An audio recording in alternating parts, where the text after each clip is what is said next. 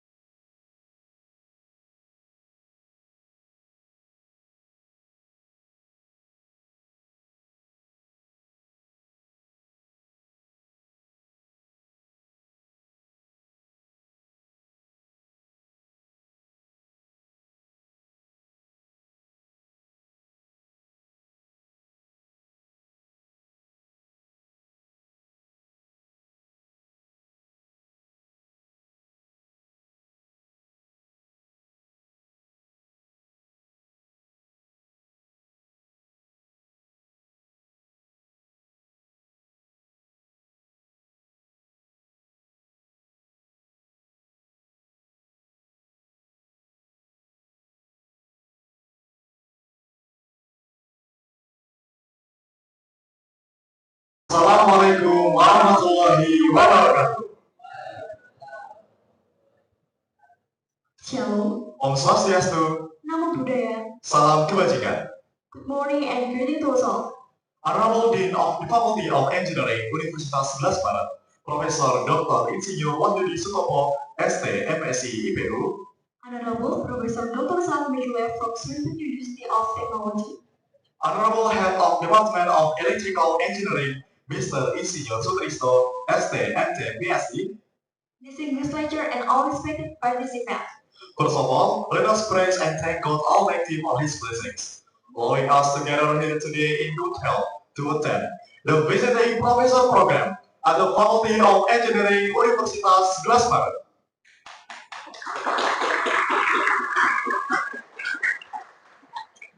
Please allow us to introduce ourselves. I am Elvis. And I am Hilal. As the master of ceremony, we would like to guest event. Before proceeding, allow us to present the agenda for today's event. Firstly, opening. National Anthem of Indonesia Raya. Opening people of UNS Electrical Engineering Program. Prayer session. Opening remarks by the Department of Electrical Engineering. Opening remarks by the Dean of Faculty of Engineering. Group photo session. Guest lecture session. Research workshop session. And closing. Ladies and gentlemen, next we will sing the National Anthem of Indonesia Raya. Ladies and gentlemen, you are requested to stand. Hadirin yang kami hormati, mari kita menyanyikan lagu kebangsaan Indonesia Raya. Hadirin kami mohon berdiri.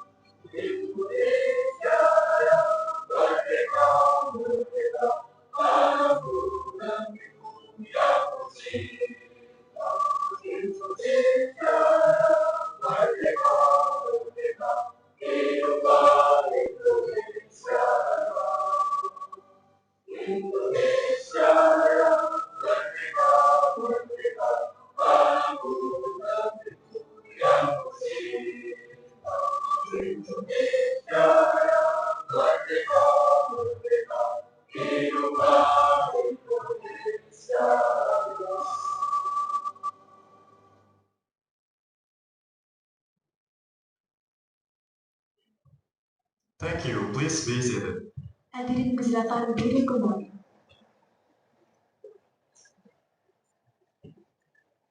Next, let us watch the company profile video of Universitas Glasmaret Electrical Engineering Study Program. To the operator, please proceed.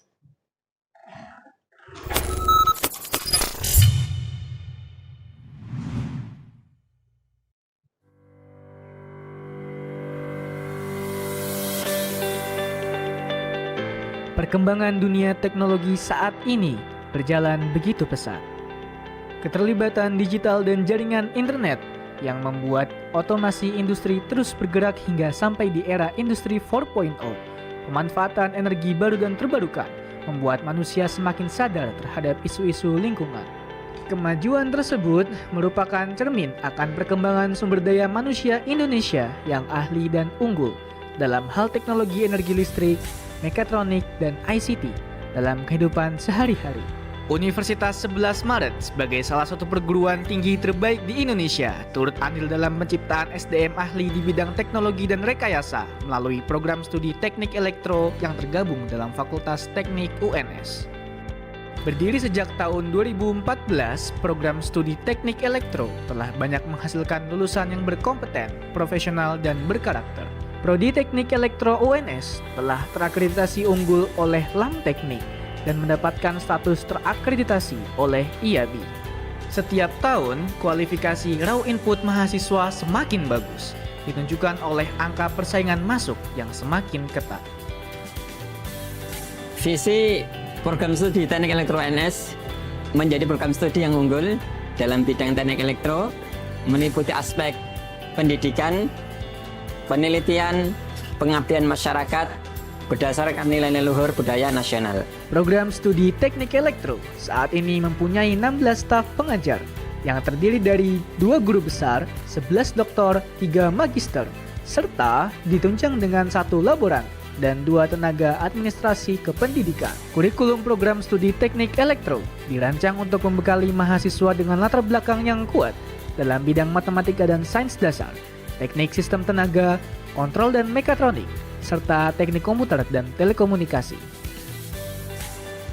Pada tahun 2019, dalam rangka menyongsong akreditasi internasional IABI, Prodi Teknik Elektro UNS telah menerapkan kurikulum berbasis Outcome Based Education atau OBE. Kurikulum ini mengajarkan pembelajaran di Prodi Teknik Elektro UNS sesuai dengan standar pembelajaran teknik elektro berkelas internasional. Untuk menunjang layanan dan proses belajar yang representatif, program studi teknik elektro dilengkapi dengan 7 laboratorium, antara lain Laboratorium Elektronika, Laboratorium Telekomunikasi dan Pengolahan Sinyal,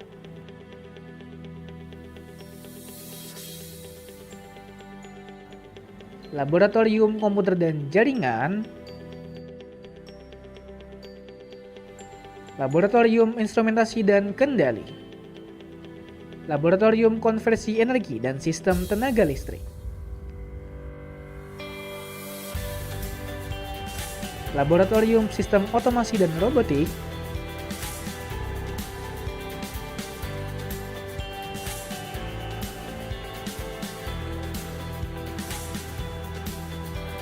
dan Laboratorium Internet of Things.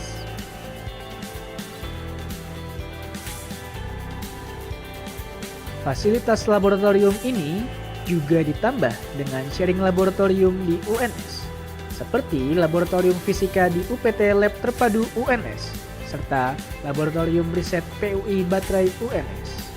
Selain fasilitas laboratorium yang lengkap, program studi teknik elektro juga menyediakan fasilitas unggulan, serta ruang terbuka hijau untuk berdiskusi. Fasilitas unggulan seperti ruang belajar yang nyaman, perpustakaan terpusat di mana mahasiswa dapat mengakses buku, jurnal nasional maupun internasional sebagai referensi yang relevan, UPT teknologi, auditorium, ruang pembelajaran dari, peribadatan yang lengkap, dan kantin.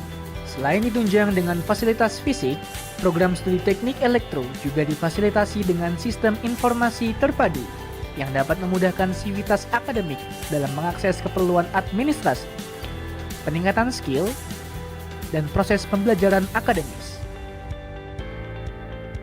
Kolaborasi dan kerjasama adalah kunci kesuksesan dalam penguatan institusi dan peningkatan sumbangsi keilmuan bagi bangsa dan negara. Program studi teknik elektro juga menaungi himpunan mahasiswa teknik elektro atau HMTE yang mampu menjadi wadah bagi mahasiswa untuk mengembangkan soft skill di bidang organisasi. HMTE memiliki program kerja unggulan bernama Pameran Proyek Kreatif yang merupakan wadah bagi mahasiswa teknik elektro untuk memamerkan inovasi dan karya kreatifnya kepada masyarakat luas. Mahasiswa program studi teknik elektro telah memperoleh prestasi di kancah nasional dan internasional seperti juara 1 Japan Design Idea and Innovation Expo, juara 2 Taiwan Innotech Expo atau TIE 2019, juara 1 Vira Robo World Cup and Summit 2023, juara 1 dan 3 Kontes Robot Terbang Indonesia 2024, juara 1 PLN Electrochick Challenge 2024. Juara 2 Robonation 2025. Rutin meloloskan PKM terdanai dan delegasi PIMNAS dari UNS. Serta masih banyak prestasi bergengsi lainnya. Aktivitas Tridharma Pendidikan di program studi teknik elektro UNS diwujudkan dalam dukungan kepada para pengajar dan mahasiswa menciptakan penelitian-penelitian yang unggul dan mampu menjadi solusi atas permasalahan yang ada di masyarakat. Penelitian-penelitian unggulan ini melibatkan seluruh elemen sivitas akademik.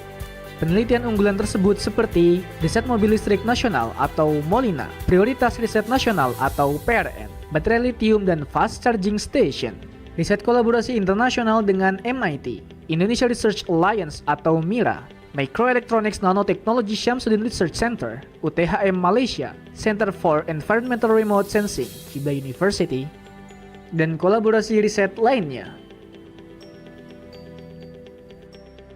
Adapun misi program studi teknik elektro UNS, yang pertama menyelenggarakan pendidikan dengan paradigma baru berdasarkan OBE, Outcome Based Education. Yang kedua menyelenggarakan pengembangan pribadi yang mumpuni, yaitu yang kreatif, inovatif, dan juga kompeten. Kemudian yang ketiga mengembangkan ilmu teknik elektro, terutama dalam bidang energi, isyarat, informasi, dan juga mekatronika. Kemudian yang keempat, melaksanakan penelitian untuk mengembangkan teknologi baru secara terencana dan berkesinambungan, sejalan dengan proses belajar dan mengajar. Kemudian yang kelima, melaksanakan penerapan teknologi baru dalam rangka pengabdian pada masyarakat. Kemudian yang keenam, menghasilkan lulusan yang mempunyai daya saing yang tinggi dan berbudi luhur. Elektro, hebat, kita bisa. Elektro, hebat, kita bisa. Elektro, hebat, kita bisa. Elektro, hebat, kita bisa. Elektro, hebat, kita bisa. Elektro, hebat, kita bisa.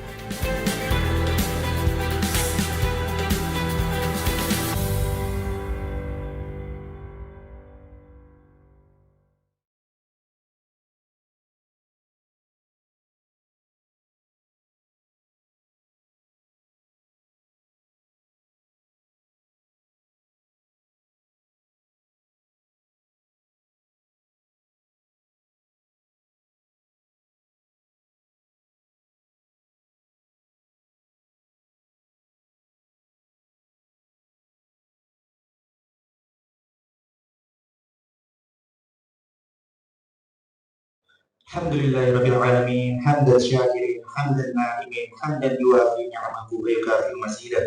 Ya Rabbana lakal hamdu kama yanbaghi li jalali wajhikal karim wal 'azim sultanik. Allahumma shalli wa sallim wa barik ala sayyidina Muhammad wa ala alihi wa sahbihi ajma'in. Raditu billahi rabbah wa bil islam dinan wa bi Muhammadin nabiyyan wa rasulah.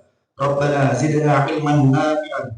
Rabbana shrah lana sudurana wa yassir lana umurana wahlul 'uqdatam min alsinatina yafqahu qawlana. Rabbana la tuzigh qulubana ba'da idh hadaytana wa hab lana min ladunka rahmah innaka antal wahhab. Rabbana innaka jami'un nasi liyawmin la raiba fihi innallaha la yukhliful mi'ad. Allahumma la sahla illa ma ja'altahu sahla wa anta taj'alul hasna idza syi'ta sahla. Allahumma yassir lana wa la tu'assir alaina wa tammim bil khairi umurana. Allahumma yassir lana wa la tu'assir alaina wa tammim bil khairi umurana. Allahumma anfa'na bima 'allamtana wa 'allimna bima yanfa'una wa zidna ilman nafi'an. Rabbana zalamna anfusana wa illam taghfir lana wa tarhamna lanakunanna minal khasirin. Rabbana la tu'akhidna in nasina aw akhtana. Rabbana wa la tahmil 'alaina isran kama hamaltahu 'alal ladzina min qablina. Rabbana wa la tuhammilna ma la taqata lana bih. Wa'fu anna waghfir lana warhamna anta maulana fansurna 'alal qaumil kafirin. Rabbana atina fid dunya hasanah wa fil akhirati hasanah wa qina 'adzaban nar. Subhana rabbika rabbil izzati amma yasifun wa salamun 'alal mursalin walhamdulillahi rabbil alamin. Wassalamualaikum warahmatullahi wabarakatuh. Thank you.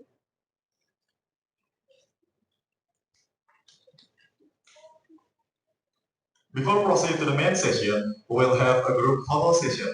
All attendees are requested to stand. Hadirin kami mohon berdiri untuk melakukan sesi foto bersama. Kepada yang bertugas, tolong dipersilahkan.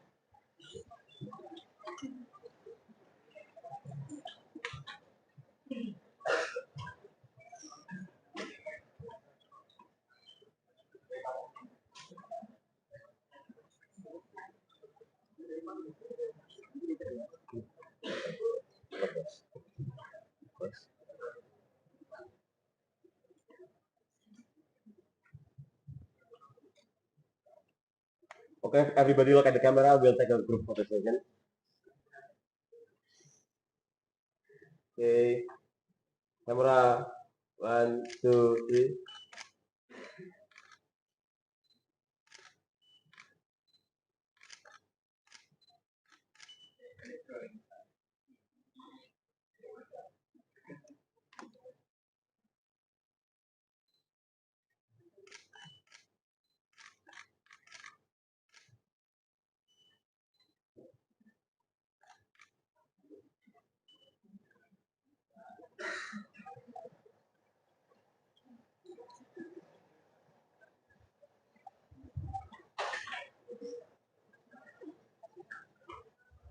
We now proceed to the main session. Presentation by our honorable guest lecturer, Professor Dr. Saad Mekhilef, under the topic Renewable Energy Integration, Policy Frameworks, Smart Microgrids, Energy Storage, and Advanced Power Electronics. The session will be moderated by Dr. Joko Haryono. To our moderator, Dr. Joko Haryono, we invite you to take the floor.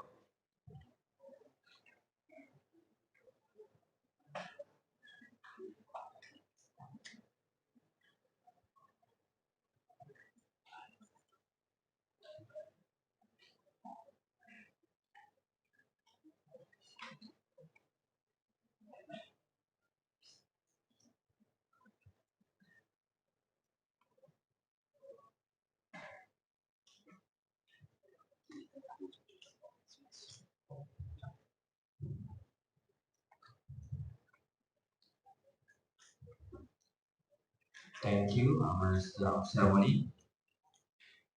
Good morning. Assalamualaikum warahmatullahi wabarakatuh.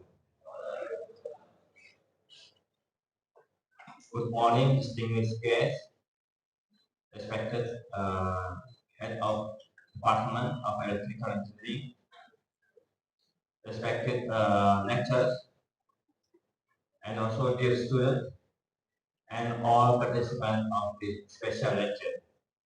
It is great honor and pleasure to welcome you for today's special lecture on the topic renewable energy integration, policy frameworks, smart microgrids, energy storage, and advanced power electronics. Of course, this theme is very important and happening today. As we know, what is transition from the fossil energy to renewable energy? This is how this very challenging for us to study and also expert in this area. Today we have a special privilege with an outstanding speaker, Professor Saad Mekhilef. Thank you very much for coming to Universitas 11 Maret, and also this is a good time to share about your expertise, your knowledge, and also your experience in this area. Most of them are undergraduate students. However, they are also have some taste for research and also practices in this area. Okay, I want to introduce who is Professor Saad.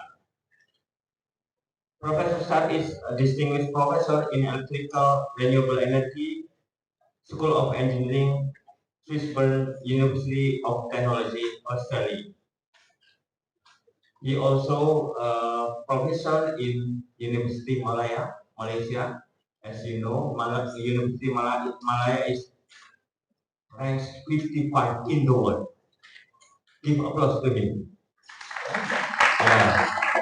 So we know in ASEAN, Southeast Asia, National University Singapore is the first, then University Malaya is the second. So we don't need to go far from Indonesia. We can visit Malaysia and Singapore and study there, and we also have the higher ranking in the world. This is our challenge. And he also supervisors of doctor candidate. Maybe later will be doctor candidate in University of Malaya. So great applause to Mr. Rahman for this effort to yeah. Okay. Today we will speak about renewable energy integrations. As we know, maybe 10 years ago when I still worked for government, Yogyakarta government, it's difficult to connect the electricity from the city to rural area. This is in Java, in Gunung Kidul. We need effort more than 20 millions to make connectivity from the district area to the rural. Now it's grown very rapidly. We can use photovoltaic or solar panel, and we can up the electricity, and also we can make irrigation and something by this renewable energy. So it's fast. We can see electric vehicle in many areas, and also storage will be used in every aspect of daily life. But how we can integrate them become more powerful and more useful in the world. So please welcome Professor Saad. You can join our panel.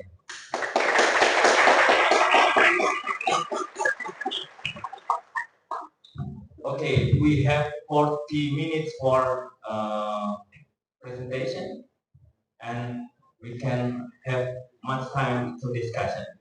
No worry if you cannot speak English well. He is fluent in Malay, bahasa Malaysia. Or nanti saya akan menerjemahkan kepada beliau.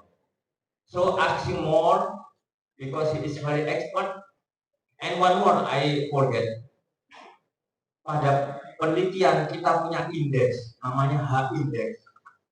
Penelitian ini menunjukkan bahwa seberapa berdampak penelitian tersebut kepada dunia.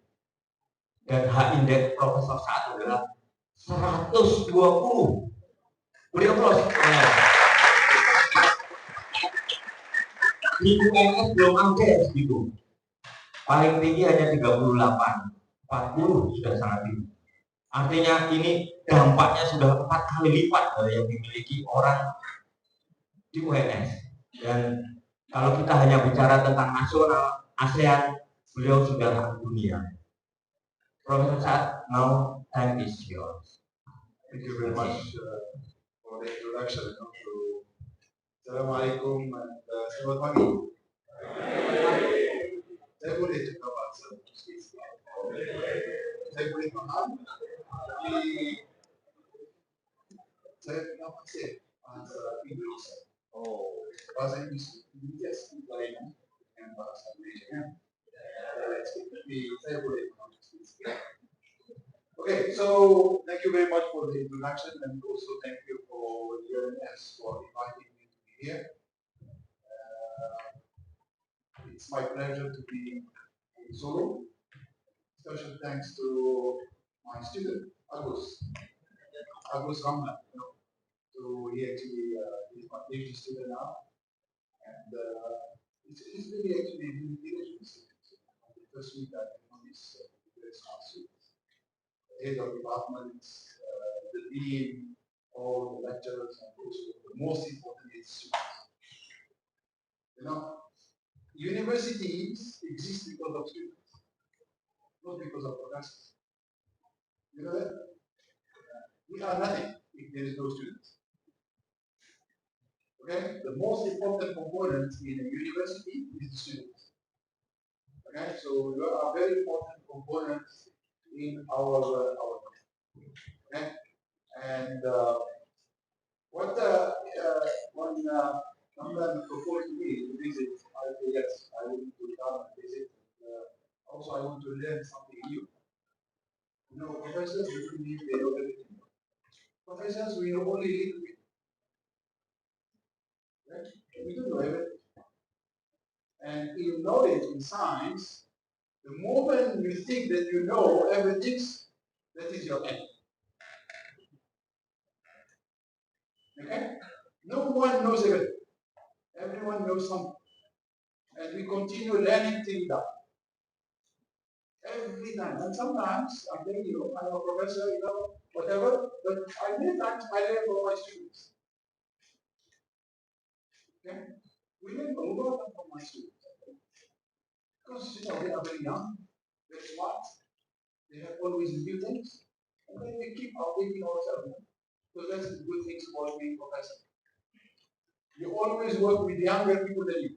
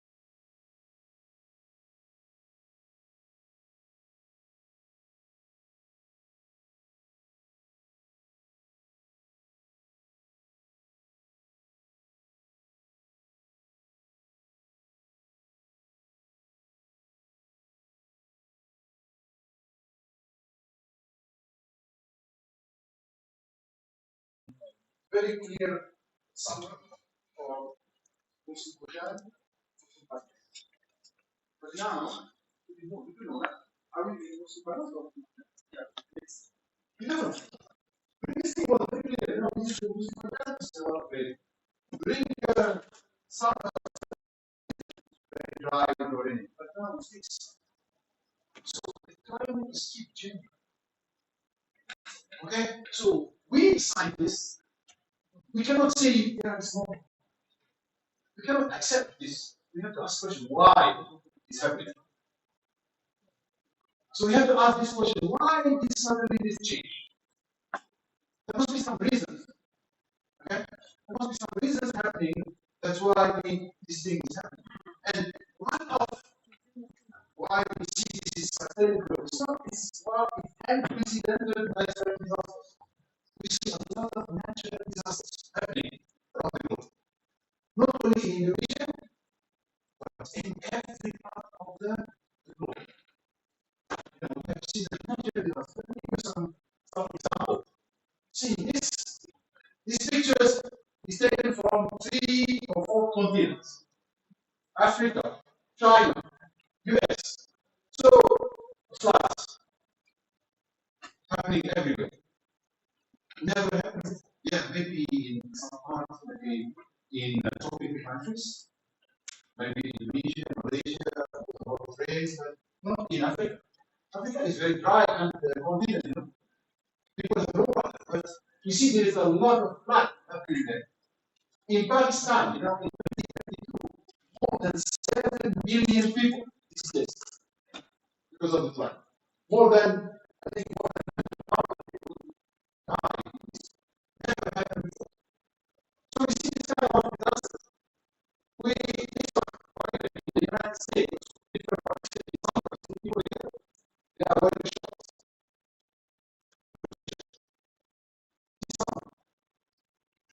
There is a lot of flood happening everywhere. In New Zealand and Australia, we experience the floods more than 100 years ago. Never experienced that. Many people have been displaced and moved.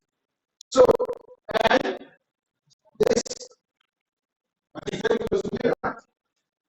I think in December, this year, and early this year in Nigeria, one of the worst, what they call floods that happened. It's a tsunami. It's due to this water frame and stuff. So,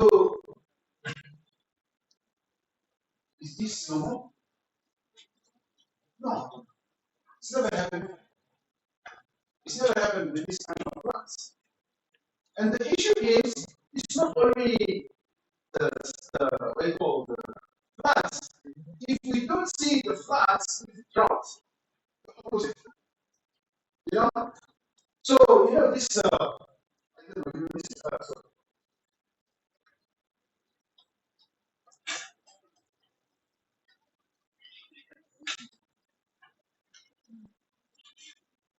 Yeah. This. So if we don't see floods, we see drought.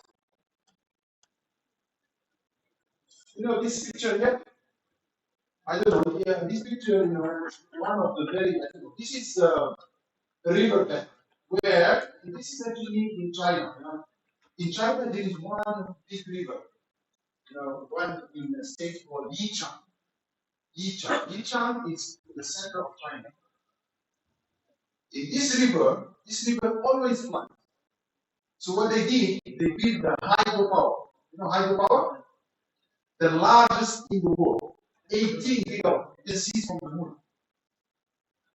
You can go to the church in here in San Francisco. 3 gorges dam. Is the largest in the world. For hundreds of years, what happened? One of the rivers dried in 2020. You see, can you imagine a river for hundreds of years always was floods? In 2022, dry.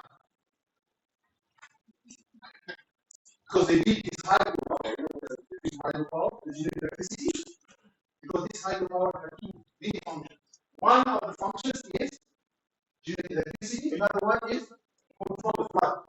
So it's like a game, stop the glass, stop the hold the water for some time and then release slowly, so control the flux. So this, I believe it's really amazing. I told you it's the last visual. You can see from the photo. You can see even the movement of the ships, how they move the ships while the water, releasing the water, the ships goes up. Then another ship going down because there is level of the river. So how they move the ships, releasing the water is bring the ship up, then move.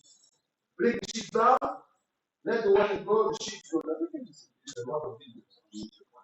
It's amazing stuff. But Italy is famous, and the rivers in Italy, the cities, suddenly dry up. Right? Is this normal? What? Drought. What else? Fire. I think last year, beginning of last year, the Los Angeles, the whole even in different parts of the United States. Okay, what happens? You see, this is actually very, very interesting.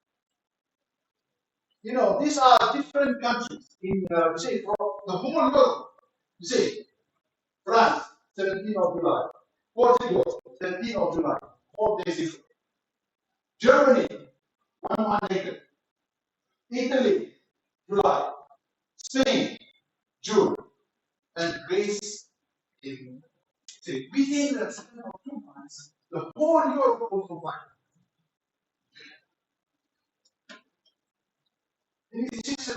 So we see droughts, we see fires, we see floods.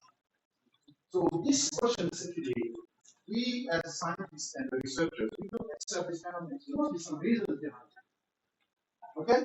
So we try to ask the question, why this is happening? So why this is happening? So this is the same, this idea is even one of the coolest place. We have this kind of what else? We see certain forms. The problem is what causing this. Any answer? Why?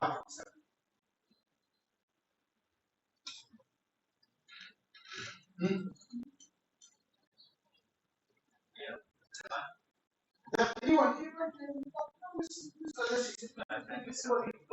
You understand the problem now? What we see is natural disasters, and we see that around the world. Why? Why? Is there something wrong? For sure, there is something wrong. Yeah.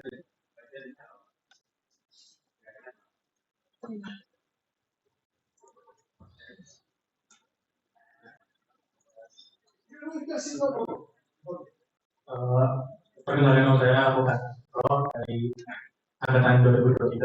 Mungkin penyebab dari masalah itu karena pengembangan teknologi. Jadi banyaknya diperlukan sebenarnya dari alam sehingga banyak kerusakan di alam. Jadi emisi karbon di dunia meningkat pesat. Kebutuhan perkembangan teknologi sudah pesat juga.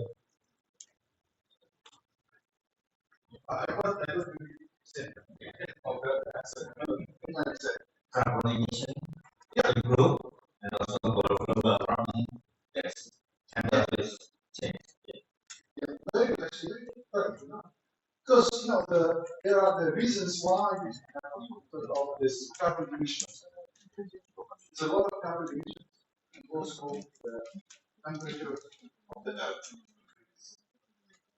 Okay, so these are the two main reasons. Okay. So can we look at it and see, is it true?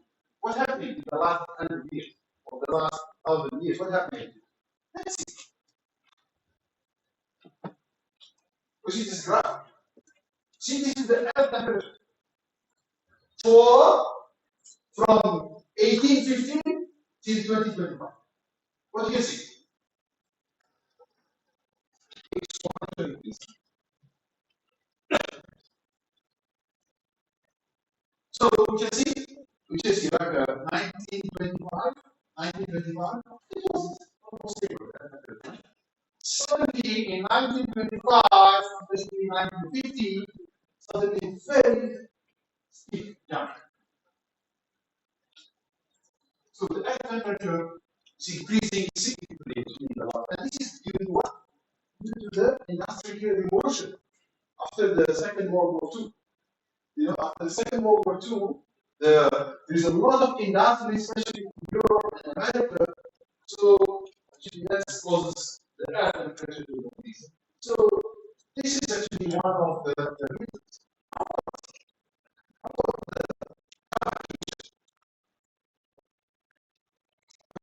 To the carbon emission.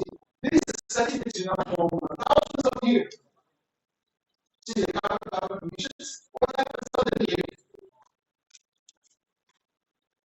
around 1950? It is very big spot. Okay, let's zoom actually. Can we zoom this part here? We want to zoom this part. If we zoom this part, this is what you see. So, same. Say 1950, 1930, there was a jump in carbon emission. So that's actually the main, or the two, related to. One is the amount of carbon emissions that leads to the increase of the earth. And that's why we see this kind of phenomenon, this kind of natural phenomenon. This phenomenon. Because in the science, we can accept things. We have to see this. We have to look at the reasons why. So when the scientists start analyzing, they found actually, yes, there is some problems with earth temperature. There is some problems with the carbon emissions. It's increasing significantly. So, and that's what caused this problem. Okay. And if you look into the carbon from countries, for example, for 20 years, this is the data for almost 20 years here. So what you can see, these are the developed countries. Okay, so we can see most of them start cutting on the carbon. Their carbon is not increasing. But what you can see here, India and China still increasing. And maybe Indonesia also. So these are developing countries. Because actually, who caused these problems is Western countries, America and Europe. But now, you can see the one leading is China and India. They're big. These are big countries. So, and you can see, I got this slide from one of my Chinese friends. He said expected China to reach the peak of carbon still another 5 years. They have not reached the peak yet. Then only they started using the carbon emission. So what does this mean? It means actually we still have a lot of problems because other countries with the carbon emission, because you can see the European countries start cutting on the carbon. Okay, in the US. But you can see that China still on. So always the question, just now we asked the first question, why it's happening? We got the answer. Then who is responsible? Who caused this problem? Huh? Also, again, we look into statistics. So this is the contribution of countries. You can see here, these are the developed countries, the rich countries in the world. You know how much they contribute? They contribute more than half of the carbon emission. 23 countries only. Here, 150 countries contribute another. Okay, and then there are other countries, mainly China. China and India, these are the two. But you can see here, who caused these problems? United States, Germany, France, Italy, Belgium, Spain, United Kingdom. Australia, Japan. These are the countries who call this problem.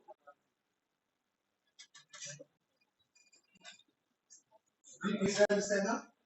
Because during the industrial revolutions, they use a lot of carbons, they use a lot of fossil fuel resources, and that's the reason what they have for this time. So, what are you going to do? Can we just keep quiet and then claim, oh, you got the problem, oh, you got the problem, you got the problem, But the problem is happening where? In Indonesia. Indonesia never contributed to the climate change, but they are affected by climate change.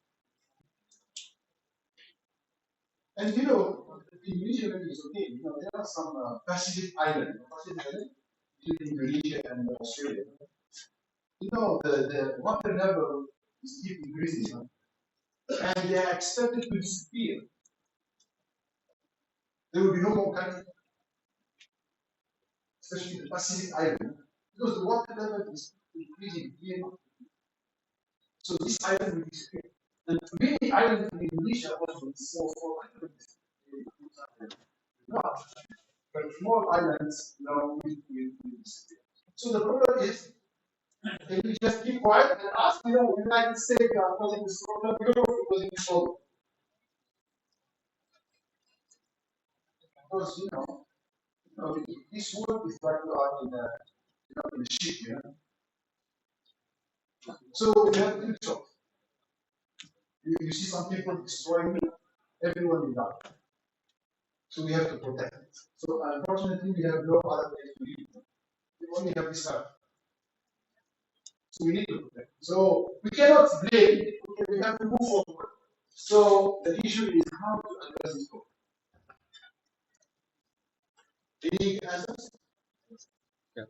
How we are going to address this problem? Or maybe I ask a question. Maybe who will address this problem?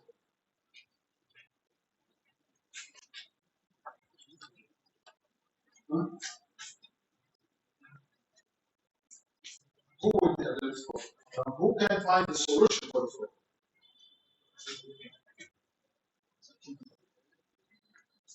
We can find the solution. We, the university students, the researchers, have found out. Because there's no one else.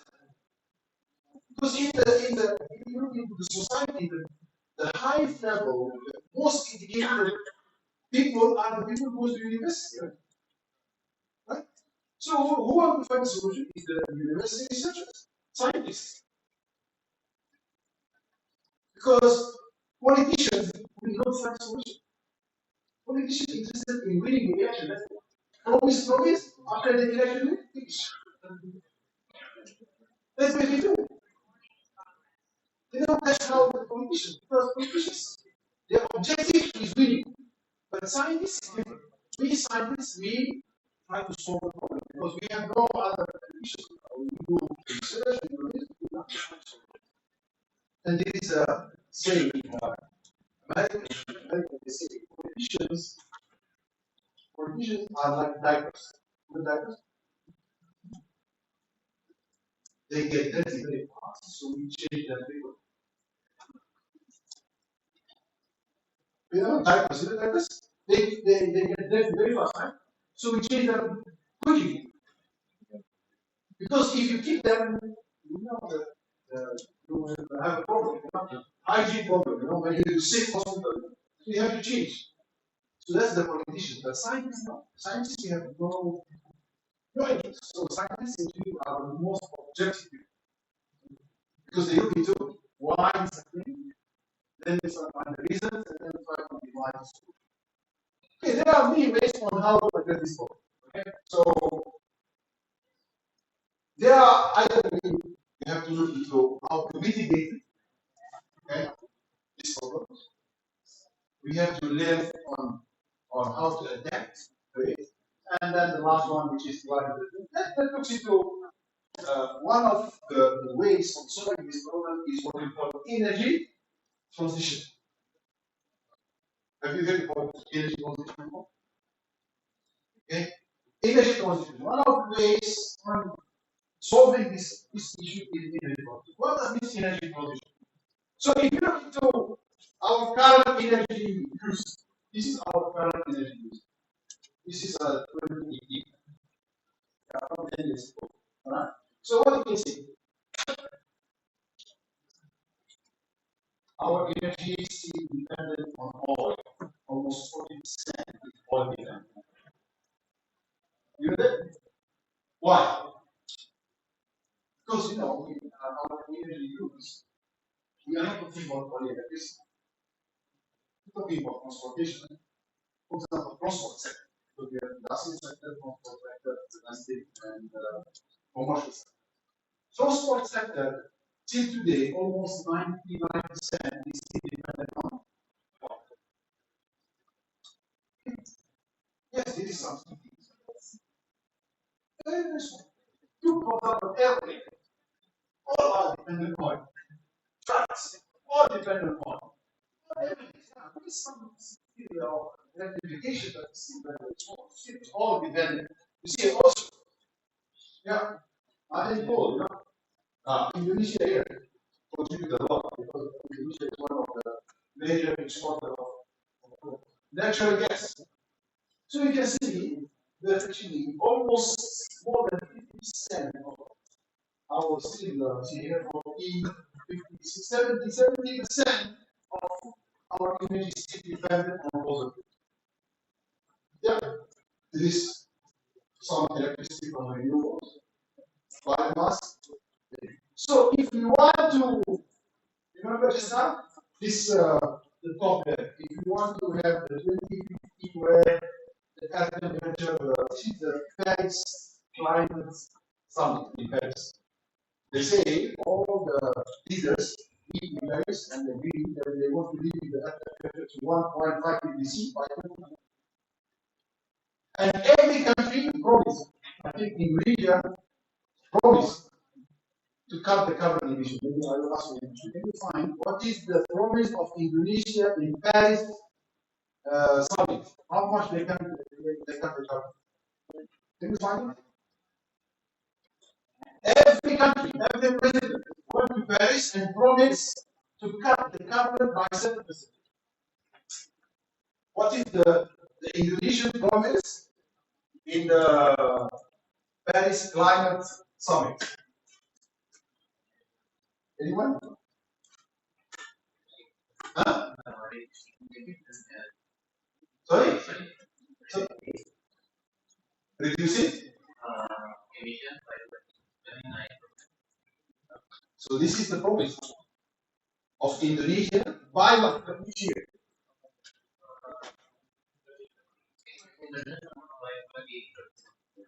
Because they give promise and then they give a year. They can't say, I will have 29% and then give promise. Every country gives this promise. Okay? So Indonesia promised to cut the carbon by 29% by 2030.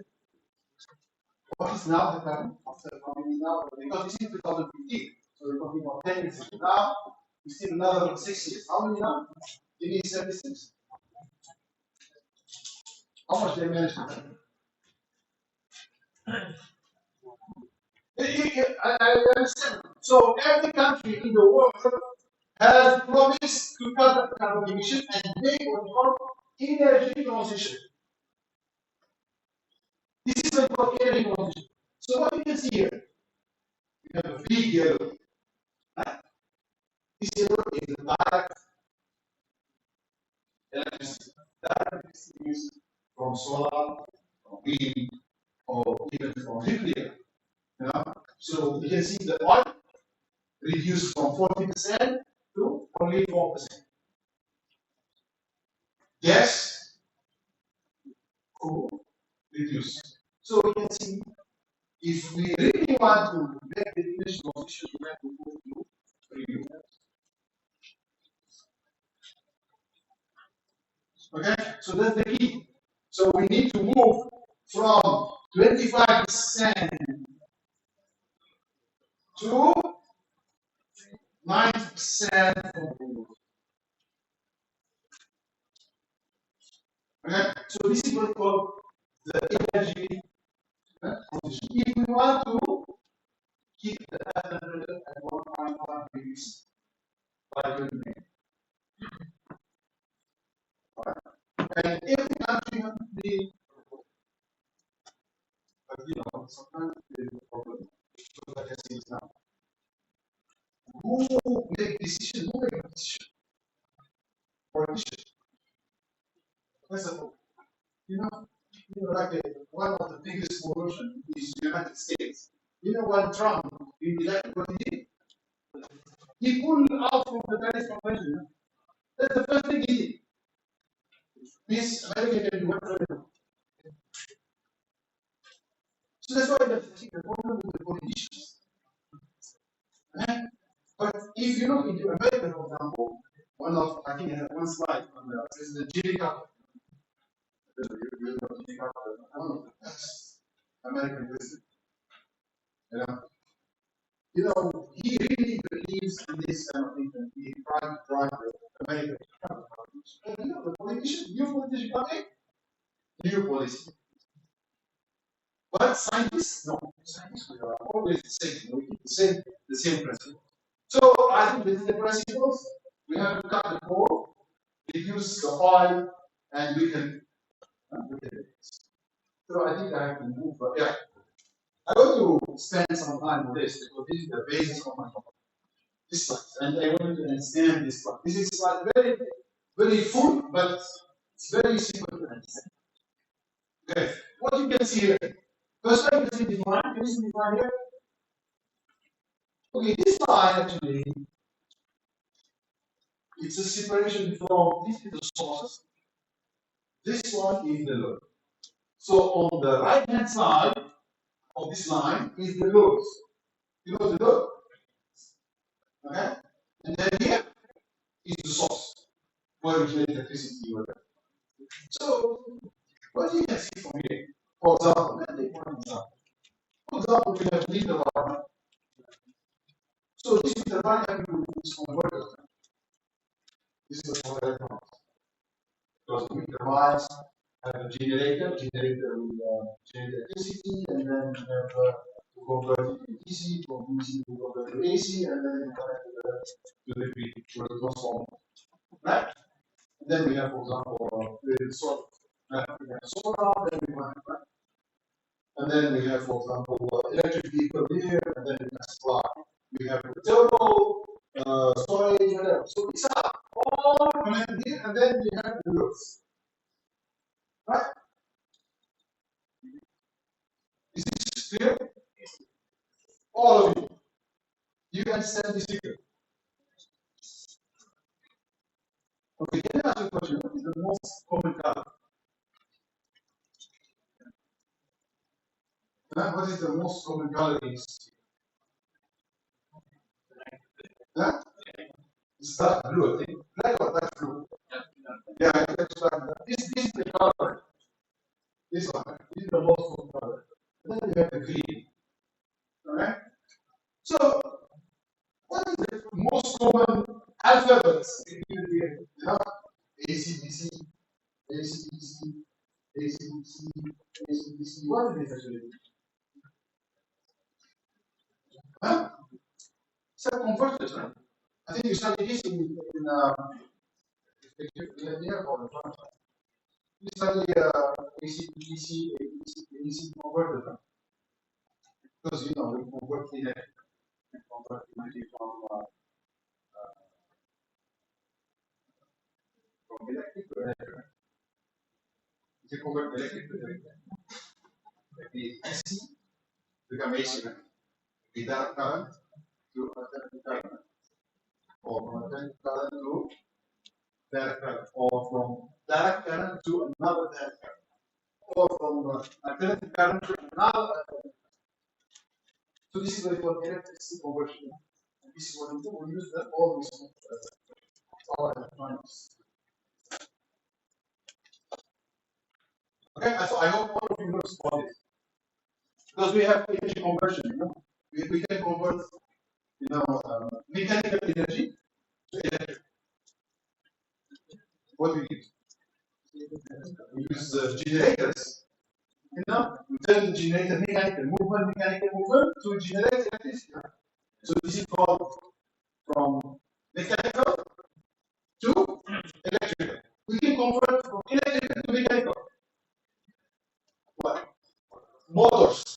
Motors we supply electricity, then we rotate, right? Right? So these are different types of energy conversion. So this one is electric to electric. Why do we have to convert from electric to electric? Why do we have to convert to electric? Make it more efficient. What's up? Yeah, because sometimes you have your supply, you know. The electricity is AC, right? Your phone, DC. So you have to convert from AC to DC. Then you have to charge it. You have to have a charger. You cannot have from like this. For example, you have for example 33 kV supply, but you need 200 here in usually it's 240. Right? What is the voltage? 220, 50 hertz. 50 hertz. AC must be the frequency. 50 hertz. Don't tell me the frequency of the supply. So we have 220, 50 hertz. But I want my device works at 100 volts. So what do I have to do? I have to step down using transformer. We have step down transformer, so electric. So we convert from electric to match the source to the load. Okay, because the load has a different one. Your volt requires 5 volts, but your AC supply is 220. So you need this which is actually converted, stepping down, and then doing the rectification, and that's what. Your laptop is 90 volts. So you have different laptops. You need to have this converter. Okay. So these are all these are the converters. So but what we see in the last 10 years, what we have seen in the last 10 years, we see actually there is a lot of these converters in our loads. Do you agree? Okay, when you go and buy air conditioning, that one. This one. When you buy this one, you go to the shop, right? They tell you this is inverter base. There is conventional one and this is inverter base. When you go and buy your washing machine, they tell you this is inverter base, this is normal washing machine. When you buy fridge, they tell you this is inverter base, this is a normal one. You agree? I think we all, I think we do. I don't see, but this is inverter base. I don't see that. All inverter base inverter base. Inverter base are electronics. What's the difference between normal electron and inverter base? When you go and buy lights, they will tell you this is fluorescent light and we have LED light. Right? What's the difference? So what you can see, when you go and buy TV, they will tell you this is LED, this is LCD. So what's the difference? Why we have to see inverter base?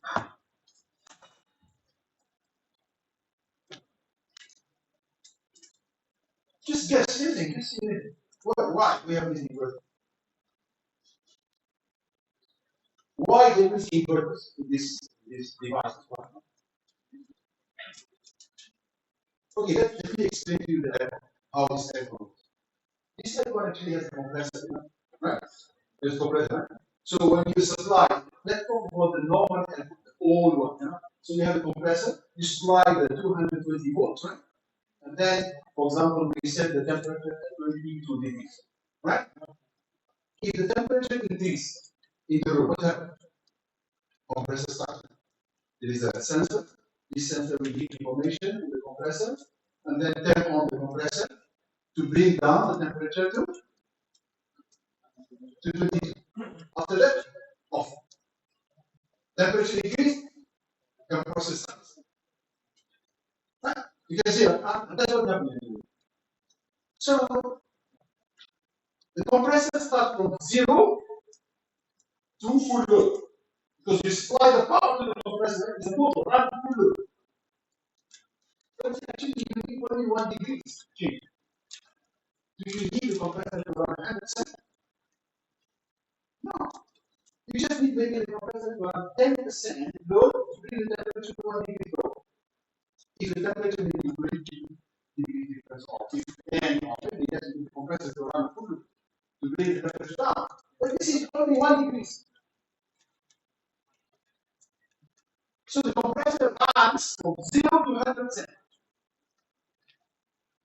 So this is not efficient. Because you need the compressor to be only for a very short time, or for the partial load. So but we can only do it with the normal supply. We cannot, because this is coming from electricity company. PIN. PIN supply 220 here. So what we do, we add the inverter. So what happens? PIN give you 220, we convert it to DC. And then from DC, we convert it to AC. So actually from AC to AC. But what's the difference? This one is fixed. This one is so actually the temperature is only 1 degree. So the inverter will supply variable voltage, variable frequency to only 10%. So how much we say? 90% of energy.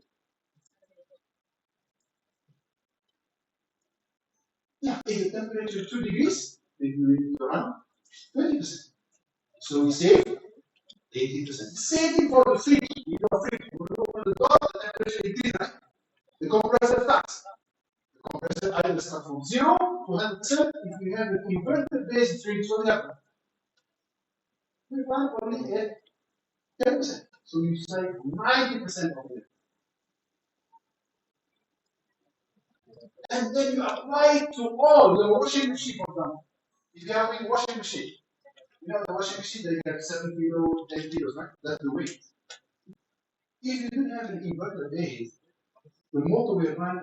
If you 1 kilo, 7 kilo, or 10 kilo, the motor will run the same. But if I have inverter base, I give the information to the motor to run. If I give 1 kilo, the motor will run only 20%. So puts you only 20% of energy. You save 80% of energy. Is this big saving? Yeah, it's big saving, but in fact, living in Indonesia and the electricity is very cheap. How much you save? Let's assume how much you save. Let's assume maybe $1 for a month. Alright? If I have an inverter based plant, see the other thing. Because you know, I want to do my network, I always forget myself. You make money by copy. If you do how you copy, it will be natural. So when you start talking, you know, you have to, usually in my class, I have always one student, 45 people. Say, sir, we have 10 minutes. So you have to tell me, 5 minutes before I finish, because I still have the thing about my list. So I'm not going to go through all the slides. Okay? But I want you to understand. That's the most important. You know, understanding a little bit is better than talking until you understand that. Alright? So let's assume how much we save. You know, everyone has an air conditioning, save for example $5 a month. How many aircons in Indonesia? How many aircons in shopping mall? How many aircons in universities? How many aircons in Asia? In China? 1.4 billion. How many aircons in India? How many aircons in America? How many aircons in Europe? billions of.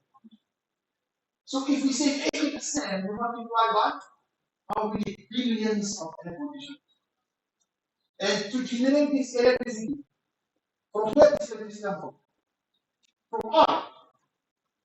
So we use them burning the oil and coal and gas. So we use them emission. We have to look into the big picture. Because this is not only Indonesia or Solo, we are talking about the whole world. The same thing for example, lights and that. So this is what happens. So this converter, all this now becoming all converter based. And this converters actually bring a lot of saving. Okay, as for example, I am doing research on this converter. Okay? So I have to make sure this converter is 100% efficient. Because when it transfers energy from one form to another, you lost it. There is no converters or there is no energy transfer zero. No, there's a lot. So we try to make these converters as efficient as possible. So let's go. I'll give you an example of this. Do you have this one? Huh? All of you have this one. This is the power supply adapter for the laptop, right? I think all of you have. Huh? All of you have this. Huh? This one actually, if you want to see how it happens, this actually provides you the depends on the level between 9 volt to 18, 20 volt. Okay, here. This. Okay? And then when you go inside the network, you have all these devices. Because different, we have the LCD or the display, you have the CPU, you have the graphic, you have the EDR, IO, and so on. And then what we do, because we have here 9 we have this DR. This is the voltage regulator. Voltage regulator is regulated the voltage because, for example, your display works at 12 volts. Your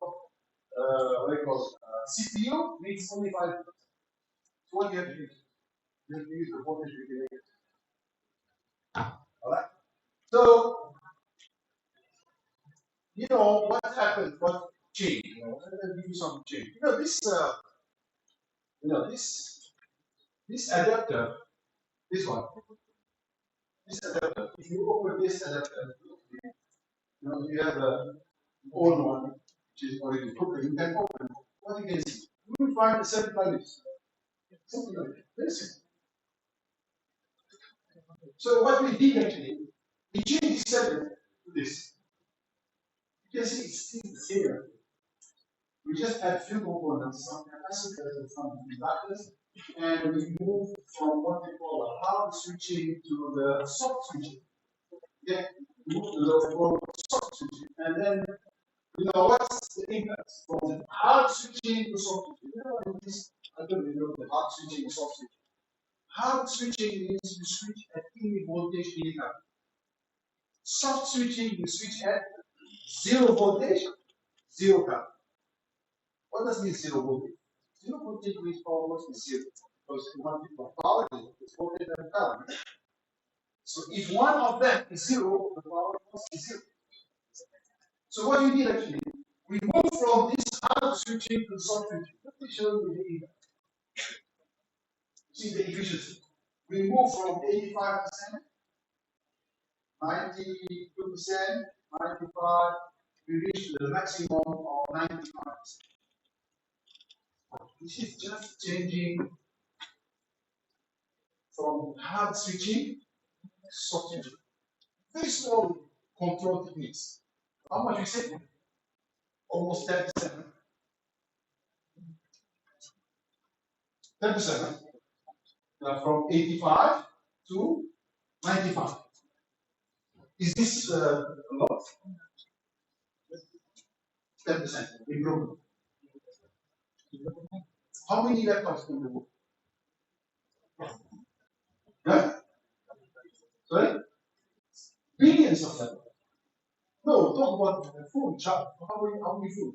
Because the same principle, the food is the same principle. How many food? How many laptops? How many desktops? How many iPads? 10% energy saving.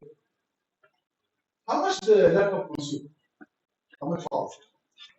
Around 70 to 100, depends on the how powerful. So let's assume 100. 100 means we save 10 watts, right? 10 watts multiplied by billions and billions and billions of watts. So that electricity we save. So how many liters of oil and gas we save?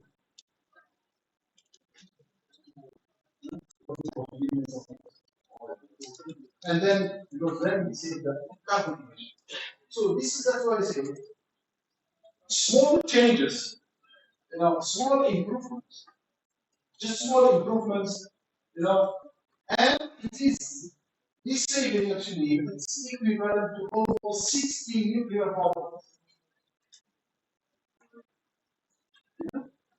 The amount of saving just moving from hard switching to soft switching, we save of what equivalent to 60 nuclear power.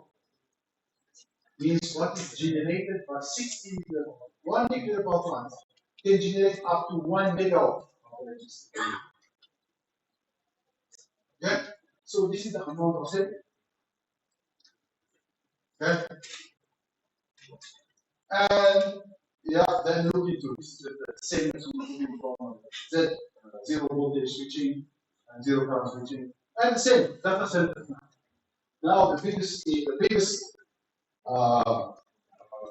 energy consumer is this data center in the world, the whole world. These data centers consume two things. One is electricity, second one is water, cooling. These are the two critical for these data centers to work. They need electricity and water. So these data centers, they need electricity 100%. They have the electricity all the time. So most of the time they have the UPS system. They have to run all of these stuff. This is how it goes. They will get electricity. Then they have AC, they have storage, and then convert, and then it goes to the main line. Yeah, goes to the main line. You see, there are how many conversion stations? 2, 3, 4, and then these are what you see. Every conversion stage, how many units? If we assume this AC to DC converter, what's the efficiency? 90, 95. 95, what does it mean 95?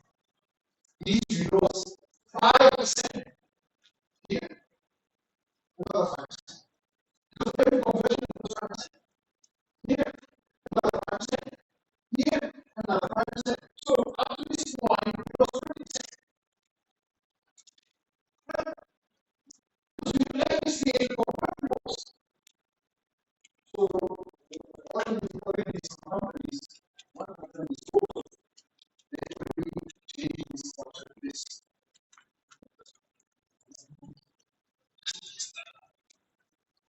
So we call it DC data center. DC data centers. So what they remove? They remove this, and they remove this. So what happens? More than 10%, more than 5% saving. And this is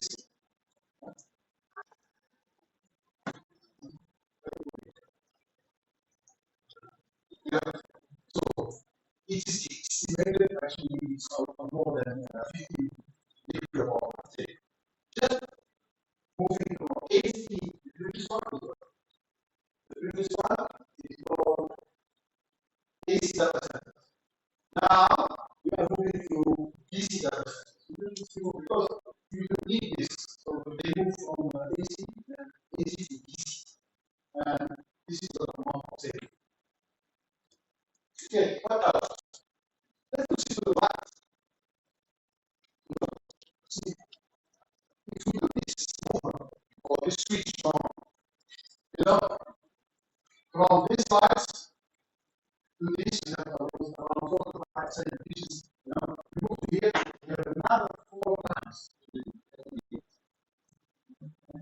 light bulb here in this room?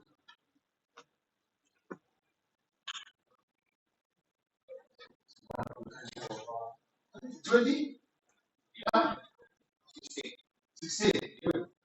How many rooms in UNS like this? Huh? How many universities in university? How many private universities in university? How many offices in university? How many homes in university? How many homes in China? So if we do this switch from this valve to this, there is an estimated saving of what is generated by 450 megawatts, which is really big. Okay, yes, these are expensive, but you have to call them. I think they call them R, you know, in terms of investment. You know, the others how long they pay back. So this is one of the, and then you know see there sometimes. And then we have questions, right? Yeah. Okay. So let us into one of the biggest constituents. You know this. These are motors, right? Do you know motors, which convert electric energy to heat? So these motors, you know, is quite fun, and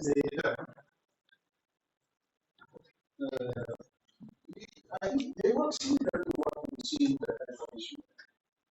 So if you have a motor, the motors are 100% load. They are all always 100%. No. Sometimes runs at 50%, 20%, 10%, right? But if you have, that's why most of the motors they have what we call VFD or VFD, variable speed drive. This is your supply of power depends on the load. Okay? You know, let me tell you how much actually you can save. You can save up to 20% of energy. Okay? So this is almost 300 liters of water. So a lot of saving. Okay? A lot of saving. You know? So and also for example for renewables, you know, let's see for example for renewables, this is a renewable. You can see that I also this one power. This is the power was 0%, 10%, 10%. Now all these people are 100% of all power. Okay, but we are it's controlled by power. So small efficiency improvement in these converters, if you see that we improve the efficiency by 1%, 1% from 15 megawatts. How much we do this? 10% talking about 1.5 megawatts of energy saving for each river. So this is a lot of saving. So that's why the use of these converters can lead to significant improvement. The same for photovoltaic grid management. So these are, you can see the photovoltaics. No, these are the panels. These are the photovoltaics. You cannot do that. Most of the time, you have to do these converters.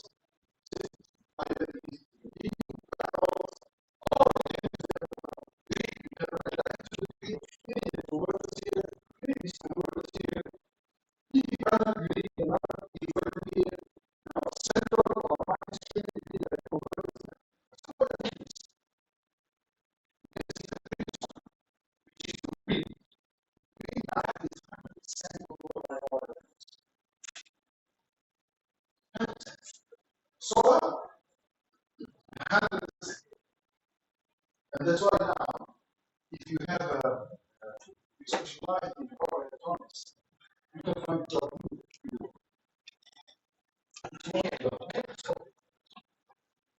Not because I'm really research power electronics, but this is the market demand. Because they need the renewables, you work on solar, We need power electronics.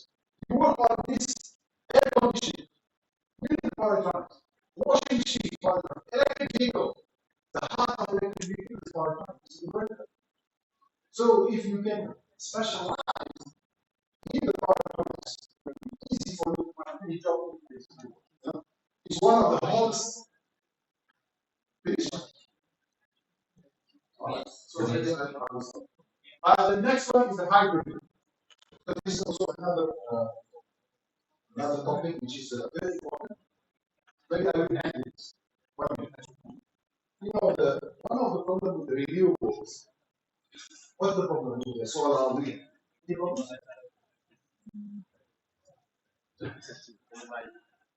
What's the problem of renewable? Huh? Cost, yes. Very important. One of the problems is the capital cost. Good capital cost. Is the initial investment very high? Yes, good. Another one. They are not available all the time. Very good. They are not available all the time. Yeah, sometimes I want to watch TV, but there is no sun. We call them intermittent. Intermittent because renewables are weather dependent and location dependent. Okay? This is the renewables: wind, solar, biomass, whatever. Hydro, they are called intermittent. Means they keep changing. And they are weather-based, weather dependent. Is if there is sun, it is good. Suddenly there is dark. There is no wind. So how to solve this problem? If people, I want to switch the light. So how to solve this problem?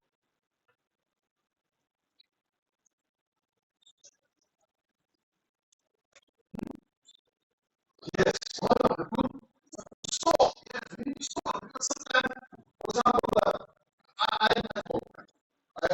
Me, my wife will work. I have solar to the door. When you go home, you don't want to go. I want to shower. I want to cook. I want to do. There's no works. So we need to solve. So the key now for renewables is energy storage. Then when we need it. So, but also storage has problems. What type of storage do you have? How to store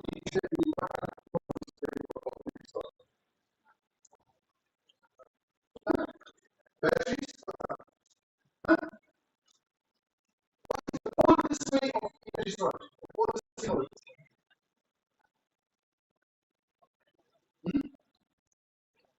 The oldest technology is the power storage. Hydropower. You know hydropower? You have a hydro, you have a reservoir, big water, and then they let the water go down, turn the turbine to this way, and then the water go away. No, there is another reservoir in the bottom. So at night, 1 p.m., no one is there. So that part, this work as a pump. Pump the water to the pump reservoir. When you have extra electricity, when we get electricity, let the water go. This is the oldest technology. And this is the most effective technology for the future. At night, 1 p.m., 2 p.m., all the factories are covered. Everyone is here. All the cars are stopped. We have a lot of electricity going on. We have batteries, pump hydro, what else? One of it is the hydrogen. We call it green hydrogen. Because we have green, we have blue, brown, and black hydrogen. What's the difference? Have you heard about these terms? Black, brown, blue, and green. So the color of the hydrogen has no color. They call it because of the source, how this hydrogen is being generated. If it is green, means it's generated from renewable. Means you use electricity from solar. Because hydrogen is generated from water, split. The molecule is the hydrogen and the oxygen. So to split it, you use the electrolyte. The electrolyte needs the power. Where the power comes from? If it comes from solar or wind, you call it green. If it comes from coal, it's black. If it comes from the gas, less oil, it's brown.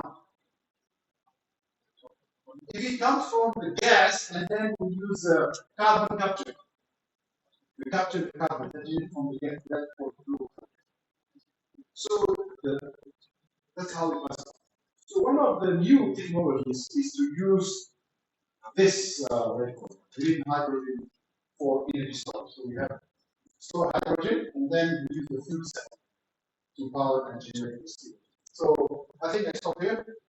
So if you have any questions, then we have to. Okay, thank you. Give applause. Okay, before question and answer, I will try to ask the students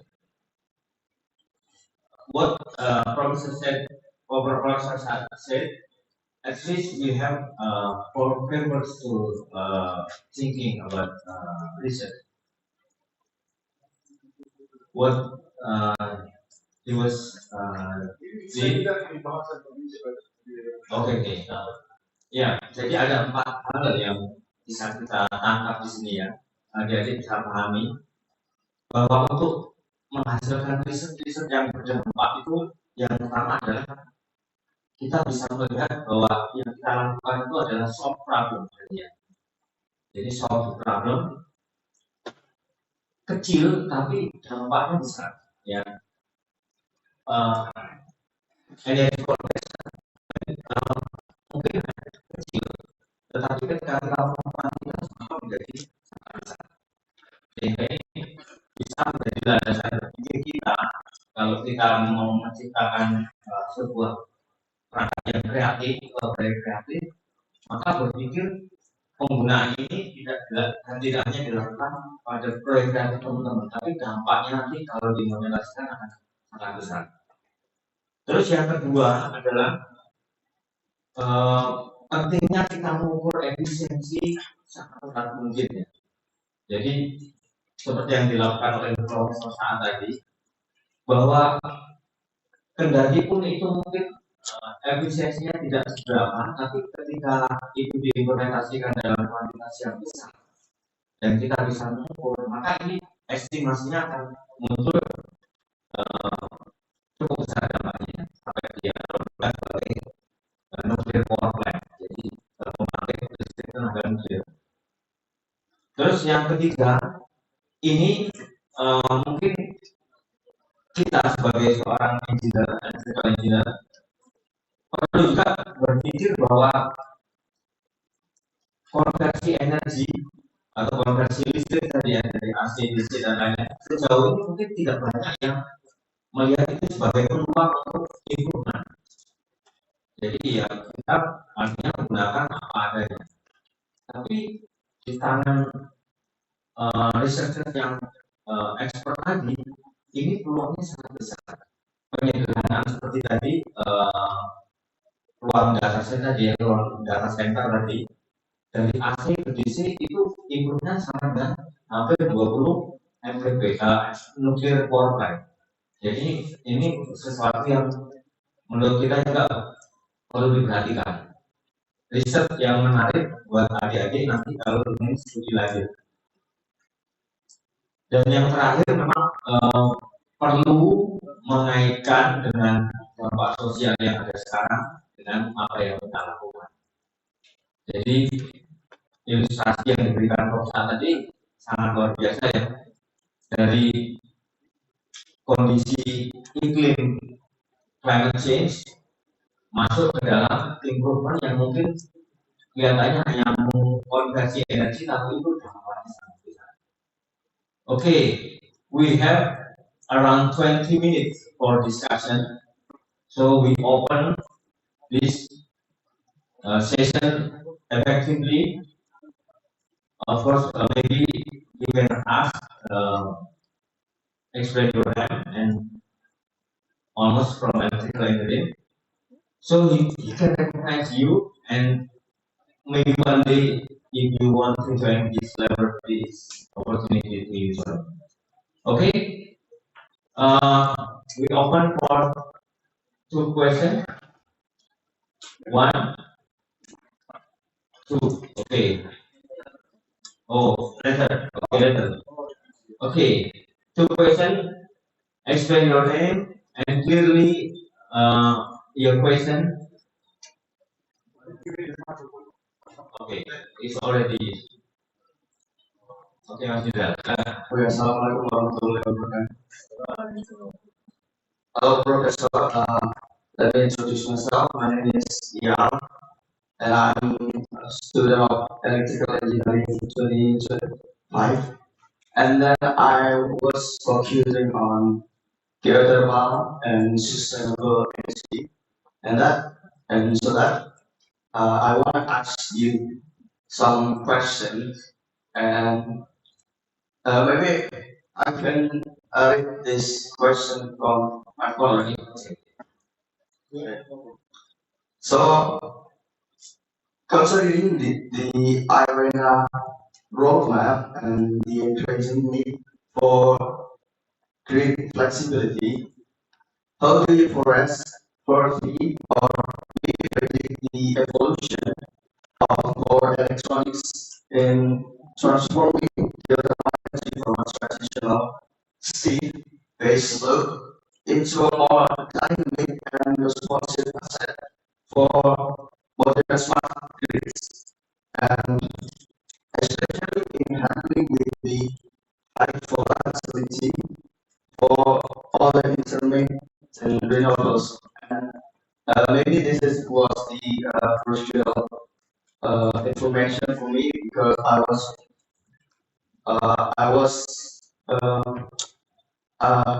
have a high feeling of what is like. Okay, thank you. Baik, sudah kita tangkap. Okay. So yeah, good question actually. What we see in the last 10 years, we are moving from traditional grid to more power economy. So our power system, visuals is becoming very power economic. Like we say, we needs one converter, solar converter, electric vehicle converter, what else? Hydrogen converter. So what we are moving, the traditional power system grid is moving from traditional gas turbines and the coal power plants to distributed, but it's not one big power plant. They are small, every house is becoming generated. Last time, in 24 years ago, what we had? We have one big generator, then we have the loader. One way flow from the generator to the loader. We have generation, transmission, distribution, and then the loader. This is normal. Now we have 16 generators, but now we have what we call distributed generator. Distributed means every house is coming a generator. This is number one. Second, last time this direction of power is one way, from generator to the load. Now it is a two-way. Your house is no more a load. Can be a load, can be a generator. If you have solar panel on the roof. Right? And then also now, it's not only power, now it's data. For example, data from the house, for example, how much power from this house? How much power? So everyone knows actually how much power from this house. So we're moving power in data. And that's what makes it as well. So geothermal, your question is about geothermal. Geothermal makes also another important, but it has to be connected to the power electronics if you want to make it flexible. Because the only components in the grid that make it flexible is the power electronics. Because you can control. You can control. I want to inject this. No, I want to inject 50%. How can you do that if you have power electronics? You cannot control it. Because you have the inverter. You control the inverter. And I give one example. Last year in Australia, what we reached? We reached more than 100% renewable. You know what that is more than 100%? More is all the electricity we use is coming from solar and wind. So what will happen to the gas power plant and coal power plant? Because the grid, it has to keep setting amount of power. You cannot turn off the gas plant, the gas and the coal power plant. So the only way is to send the control signals to all the solar power plant, not injecting power, because if you put more than the other, it will destroy the grid. So this kind of flexibility is only can be done through power electronics. And that's why now the power grid is more power electronic. Every renewables have to work with the power electronics. Because we have the flexibility, we have the control of this. I hope I have answered the word. Yes, please. Okay, thank you. Hello, sir. My name is Ruben, and I'm still an undergraduate in electrical engineering. My question is, since politicians hold power to our what they choose, the option like this, they liable for why the fact that we are using 50% non-renewable energy, and how do we account that, like the fact that most politicians have zero science literacy? Thank you. So we need to be the politicians. We need to ask them to be politicians. But the problem when they become politicians, they don't have science. They will sit there. So this is actually the one who makes decisions is the politician. Alright? So the only way is through awareness. We have to be the awareness. I give you one example. My friend, my wife, she's a lawyer. Lawyers, what do you do? They put innocent people in jail, take criminals out of jail. Yeah, so if someone bring the house, come to the lawyer, okay, then the lawyer has to defend and bring the criminal out of jail. When you put outside, and sometimes you put innocent people in jail.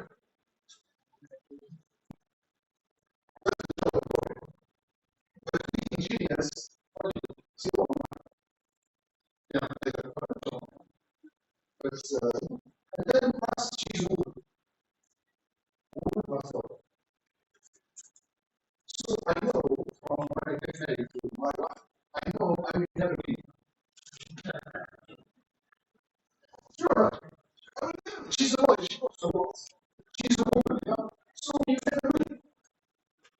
So once I know I don't have to change, so I never go to fight. Because I don't do support. So I give an example. My wife sometimes make a cup of tea. Drink tea. This cup will boil water. How much maximum water? 1.8. 1.8. Depends on the kettle. We have one, it's around 1.8 liters. You have to put water, and then you boil. And then she make tea. For me and for her. The cup of tea, how much? Around 250 ml. Around 250. So the two of us are related. But she bought 1.8. I told her, no, but you bought is 1.8.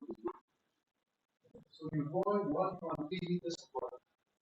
That's 1.3 liters. And you know, one of the heaviest electricity consumption at home is air conditioning and water heating. If you want to cut your electricity, switch off the aircon and stop the whole world. Your electricity will go down. Because light does not consume hot water and air conditioning or heating. Because some countries will get heat. So I told him, what happened? You boil 1.8. She goes, you boil 1.8 liters. How much electricity you consume? So I have to explain to you now. So the boil 1.8 liter, you consume how many kilowatt of electricity? This 1 kilowatt of electricity, how much it costs? All this is nothing. I say multiply this by how many people in Australia? How many people in the world? Then this is the awareness. So you need to engage people. You at home as a leader, you have to teach your mother, your kids, your father, this awareness. When you leave this room, what do you leave the light on? You got to see it. When you finish your class, when you leave the light on? How much time does it switch on the light? Zero. How much cost it? Zero. How much saving? Yeah, calculate the annual UNS. How many classrooms? Every student do this kind of job. When you leave the classroom, switch off the light. In whole Indonesia, you do it. They doesn't complete. So this kind of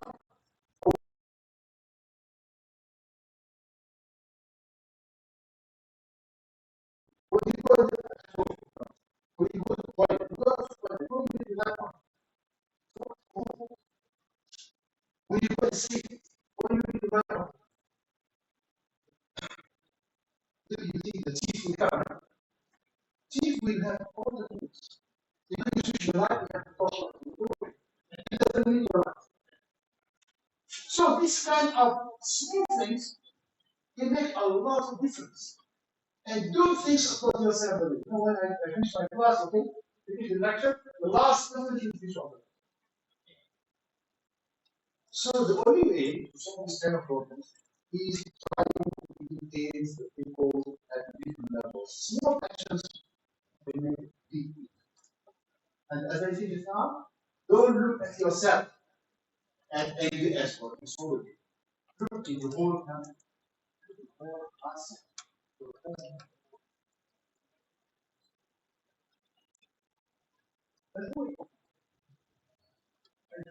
Okay. Okay, sir. Before we next question, actually, in Java, we should not turn off the lamp, especially in Thailand. Yeah, this is yeah.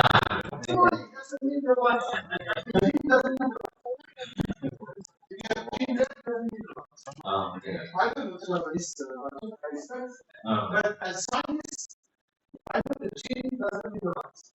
Yeah. It's what the common point.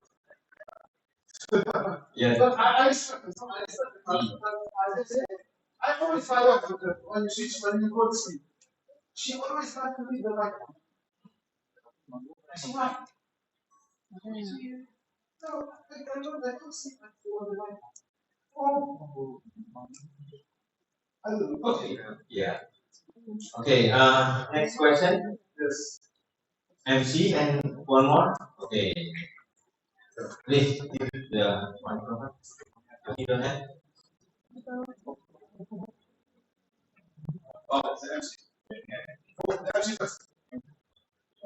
Okay, thank you, Professor, for the slide review.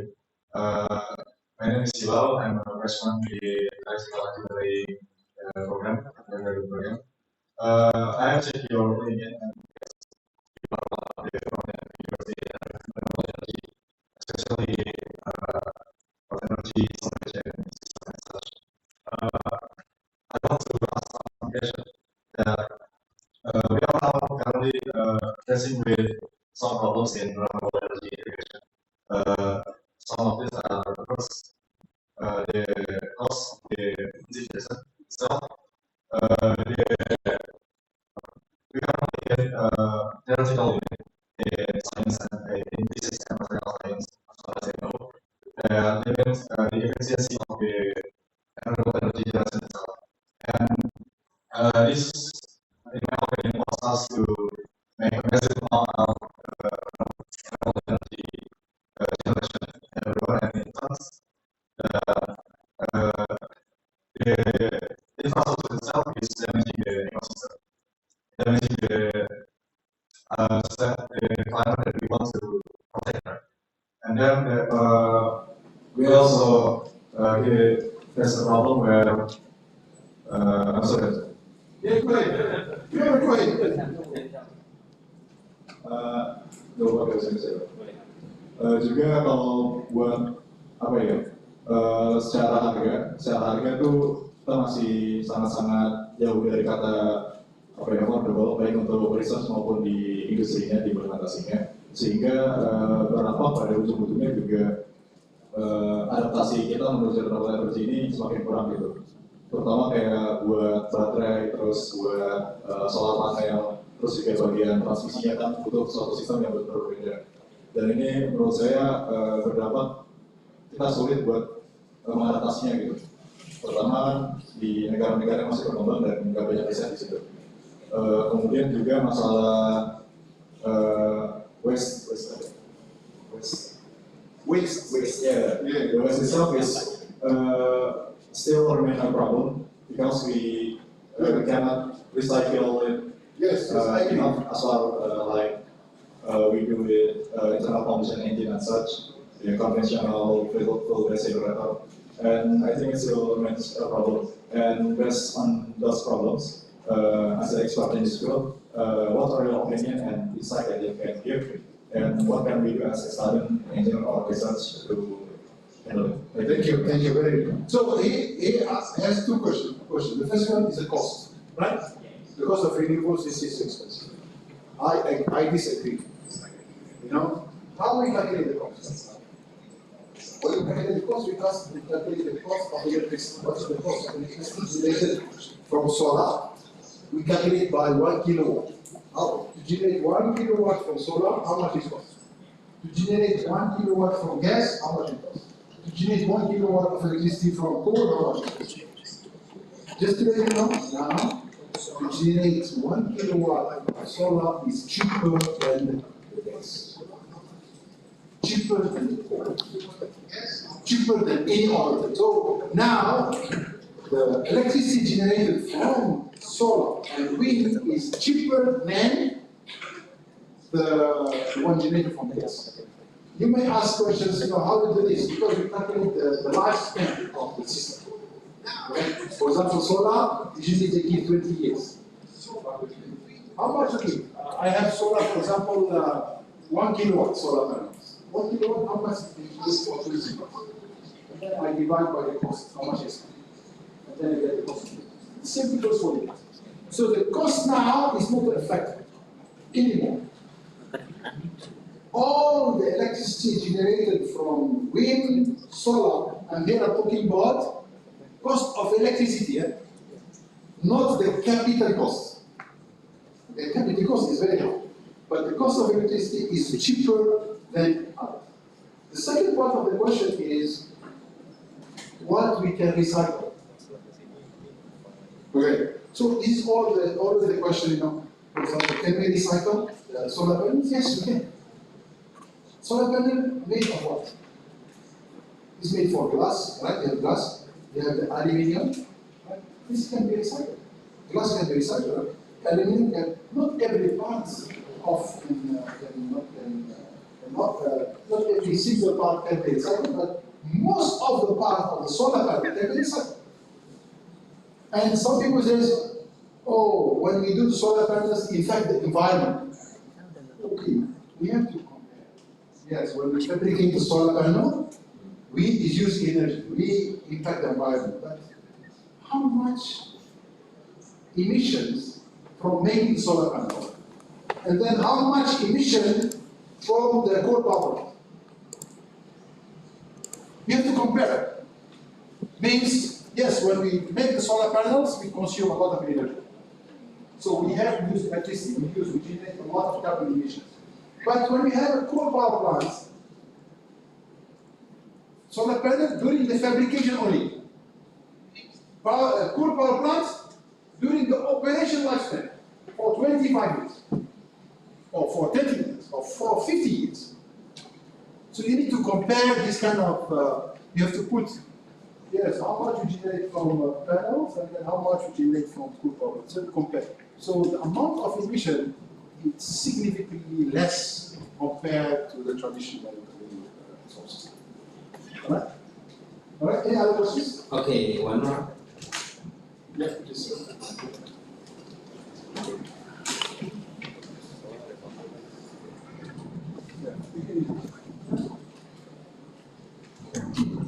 My name is Fikri. I'm a second semester student here in electrical engineering UNS.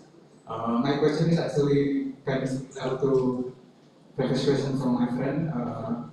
I actually read this a lot in social media about emissions from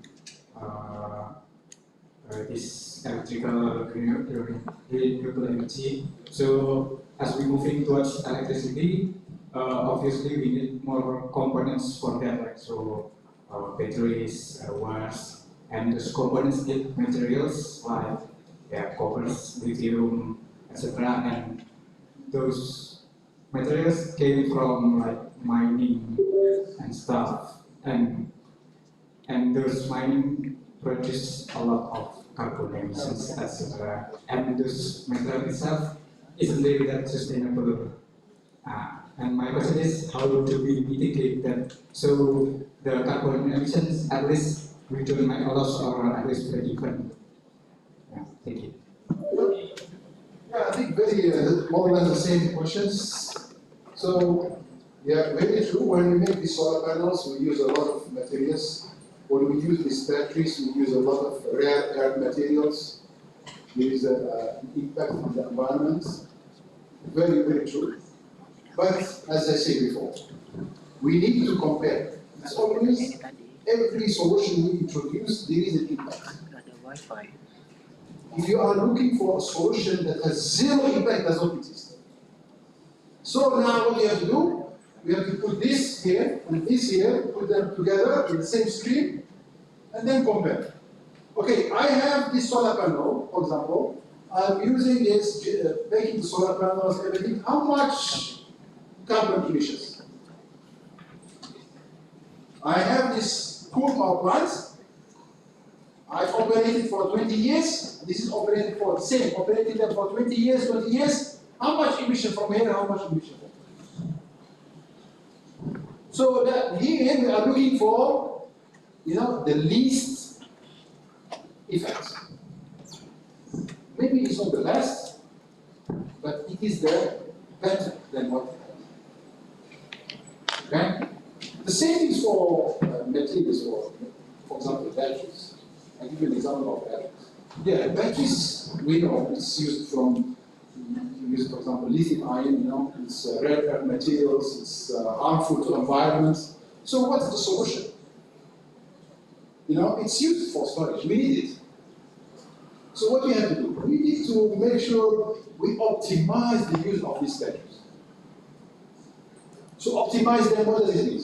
Means we need to keep them, using them as long as possible. For example, I'll give you an example. The batteries used in electric vehicles. Right? These electric vehicles, usually the batteries around 8 to 10 years. Right? Lifespan. Because they change them when they reach around 80% of state, 80%. Because what happened?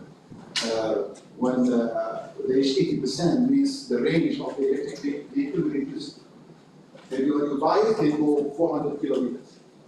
After that, it becomes 300, 200. After that, it becomes 1 meter. And then you go home. if you don't change it. So what they do, they change them at 80% state of charge. So what we do with these batteries? Still can store energy, but cannot be used in electric vehicles. We can use them for renewables. So what we do, we extend the life of the batteries. And this is called second life battery. We give them second life. The first life is electric vehicles, and then we use them for renewables, because the renewables we can put on the ground, no problem. So like this, we can extend for another 4 to 5 years. So like this, we can delay. So this is the ways and how we can solve this kind of. But always put the same on the screen, and then we tell you which is the best solution. Okay, very interesting. Memperluas studi. Actually, we have lecture also research in second line. Dr. Chico. Okay. So we can discuss with Dr. Chico. It's also research. Okay, Professor. I need one more opportunity to my student from Kenya. I haven't explained before. Professor Saad come from Algeria, but he now have two citizenship. First Algeria and the second is Australia. You know Algeria? Zainuddin is come from there. Okay. Okay. Abdulrahman from Kenya. Okay. Yeah. Assalamu alaikum. My name is Abdulrahman. I'm from Kenya. I actually had, I don't know if it's like a question, just maybe it needs more like elaboration. It's about the question that was Ruben asked. He said that like we as like students, but the science are the one that have the knowledge, but at the end of the day, it's the like politicians that will make the choices, right? So you say about we need to bring more like awareness, like from us ourselves, but to some extent we've seen many people that have tried that have fallen. Maybe the people who wanted better for their countries, like especially in Africa, we've seen so many great leaders fall down, but right now the leaders that we have are not really, they don't care about the people as much. So maybe more elaboration. Yeah. So sometimes like I said, you make decisions. Sometimes you cannot kill yourself. You are not a politician, but do what you can at your level. Tomorrow when you die, God will not ask you about what you have done. He ask you what you will have done. Right? Everyone will ask on you what you said with that, not ask you about you and your family, the people under you. Yeah, the president will be asked about all people of the region, 270. Right? But you will be asked of what you done. You as a student, for example, I'm in a classroom. I'm just a student, first year student, first year. What am I going to do? I can switch on the light. Right? Can I switch on the light? I think no one will ask you no. Right? When you do what at home, for example, you practice this kind of things. If you have your siblings, your family, you can do your change at your level. If you do, I do, he do, everyone do, then the change will happen. Right? So this is how we can do the change. Because the awareness starts from the people. Politicians comes and go. Okay? But people will always remain. So we need to practice based on your level. Okay? For example, at home, like I said, for example, for me, at home, when, for example, this is boiling the water. Okay. She used to do 1.8. Now she reduced, now it's only 1 liter. I made progress with it. After that, last time, when we go to sleep, she put aircon 18 degrees. And then we go and buy blankets, $200 to keep us warm. Can you imagine this contradiction? You put the aircon 18, and then you buy jackets, $100 to keep you warm. Why? You can put 25, 24. value partition. So it's contacting, it goes into both. You pay electricity and you buy water. So these kind of practices actually are very simple. For example, I give you an example. I don't use the car to the weekend. I always cycle. No, I go, even my work, I go cycle. Because you will explore different things, it's good for your health, good for your brain, good for everything. So you do this kind of small things. As I say, if one do it, another person do it, another person, then we have a big change on your level. Don't change something which beyond your level. Because the river is too deep. Can you swim against it? No, come on, it's too big. So you need to go aside slowly, then you reduce the speed of waving. That's it. Thank you. Okay, thank you very much, Professor Saad. Okay, let's give him applause, big applause to him. Okay, 1.5 hours we have in this room. So before we close this session, I have two closing statements. First is in Japanese. Okay, in Japanese we have tagline: "Life is bright, brightness." Yes. So if you not bright, this is not life. Between We have to keep the light on. yeah, we need to keep the light on. Energy will decreasing and will end, but people always renewable and burn always burn and die. So it's depend on us. Human is the main of this subject in the earth. The last I will give the pantun. Malaysia also have pantun. Point. Okay. Point.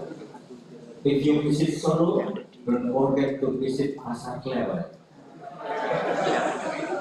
Pasar Klewer.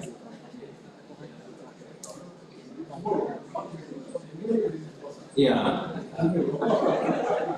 And also don't forget to buy batik.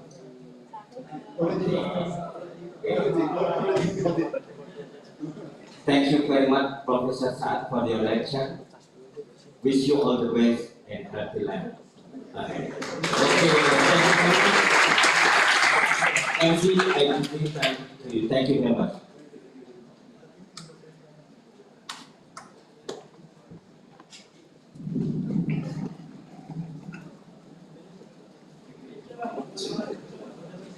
Thank you to the speaker and moderator for the very insightful session.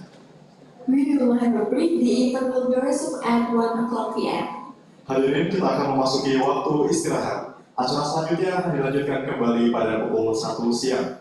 Dihimbau kepada hadirin untuk kembali lagi setelah waktu istirahat, karena sertifikat dan presensi hanya akan diberikan kepada mereka yang mengikuti hingga akhir. Terima kasih.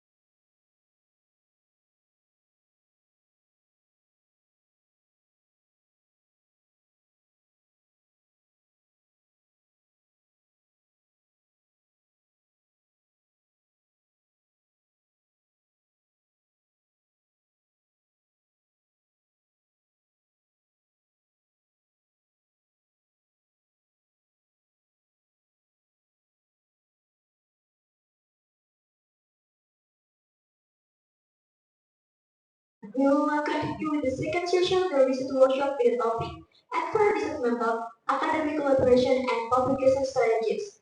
The session will be moderated by Dr. Hari Mafira. To our moderator, we invite you to the floor.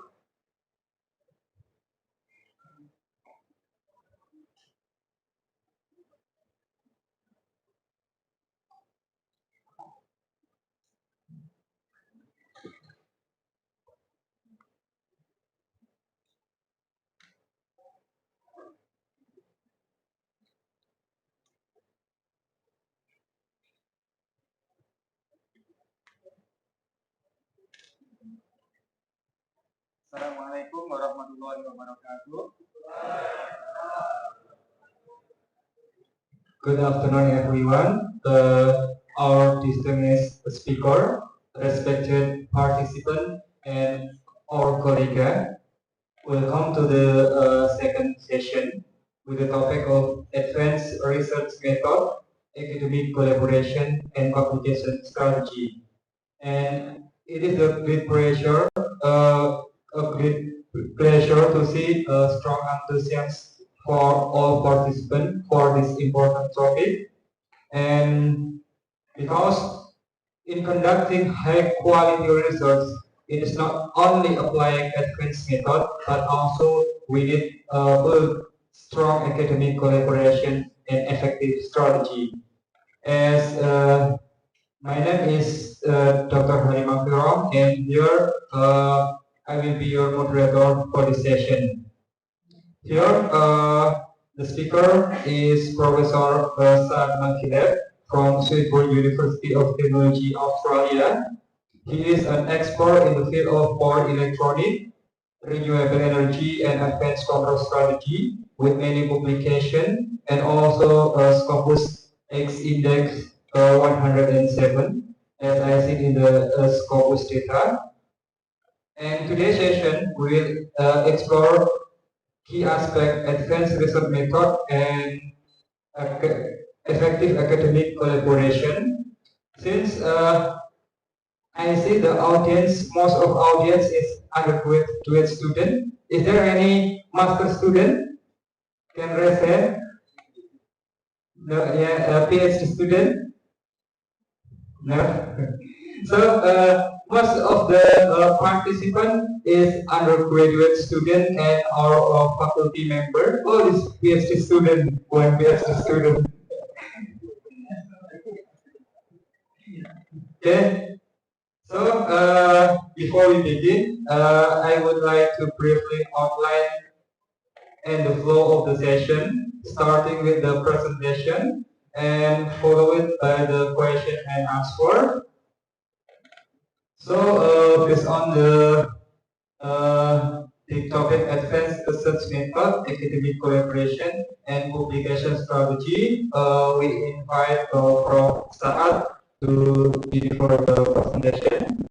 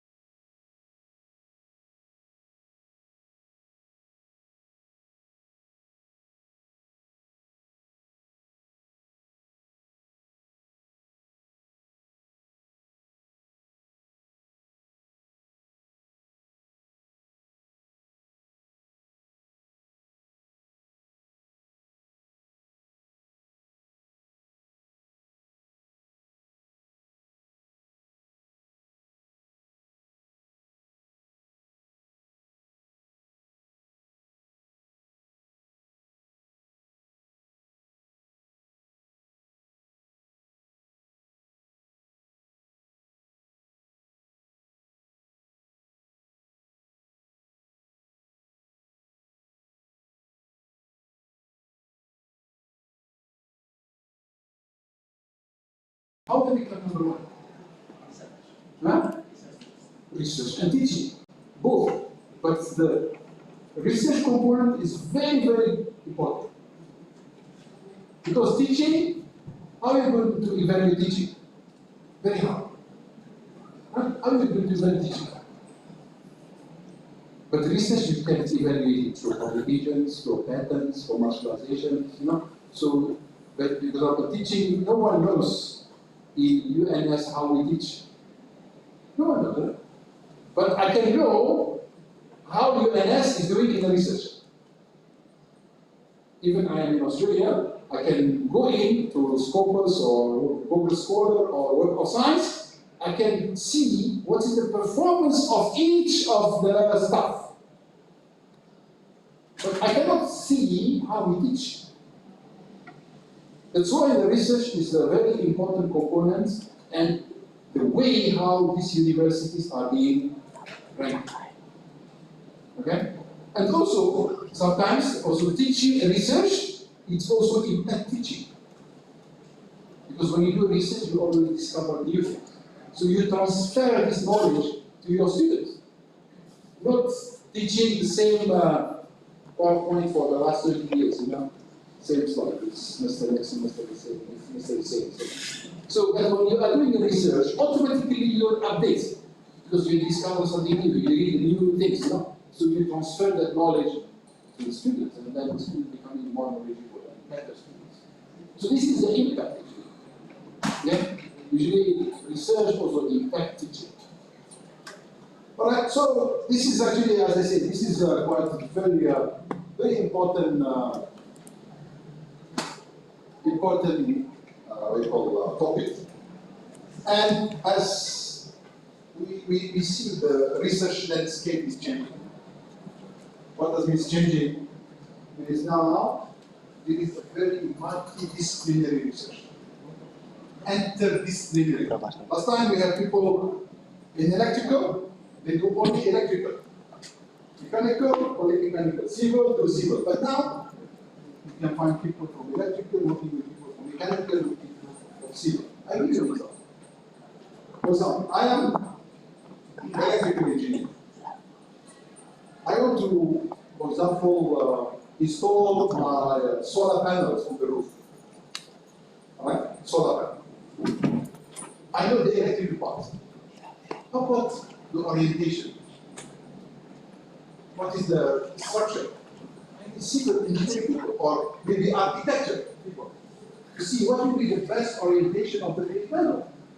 And then I look to the structure, to hold the cells. Mechanical people do the structure. Right? So you can see people from electrical have to work with people from mechanical and people from architecture. So this is like a very multidisciplinary topic. So it's changing and also keep it's very, very, very, very dynamic. And in doing the research, there is like a process.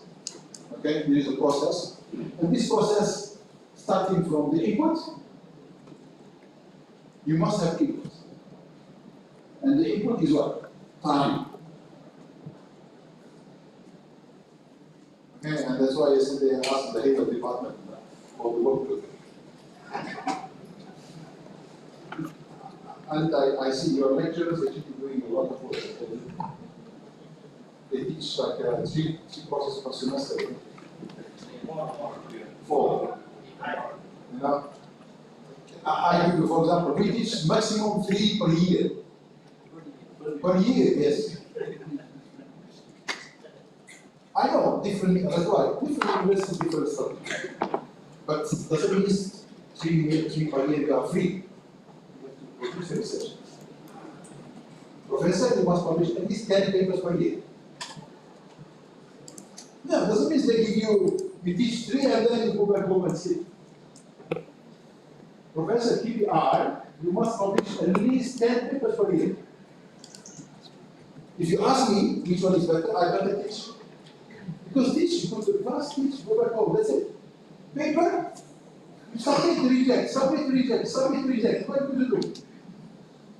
Very hard. And then we need to find money. Yeah, the easy way is to teach, if you ask me. Yeah, but it's, so that's what I say. Very important. You have to have time. Because why you have time? And this time must be quality time. What means quality? It means time very, very, when you are very fresh, very focused, very lot of energy. Because you cannot do research after 3 hours lecture. Very tired. Usually when I give a lecture 3 hours, I put back and sleep down. You need to be fresh because you know why research. Research is something that you do not for yourself. You are competing with the world. When you do research in UNS, you are not competing with UNS people here, department, or UNS university, or in region.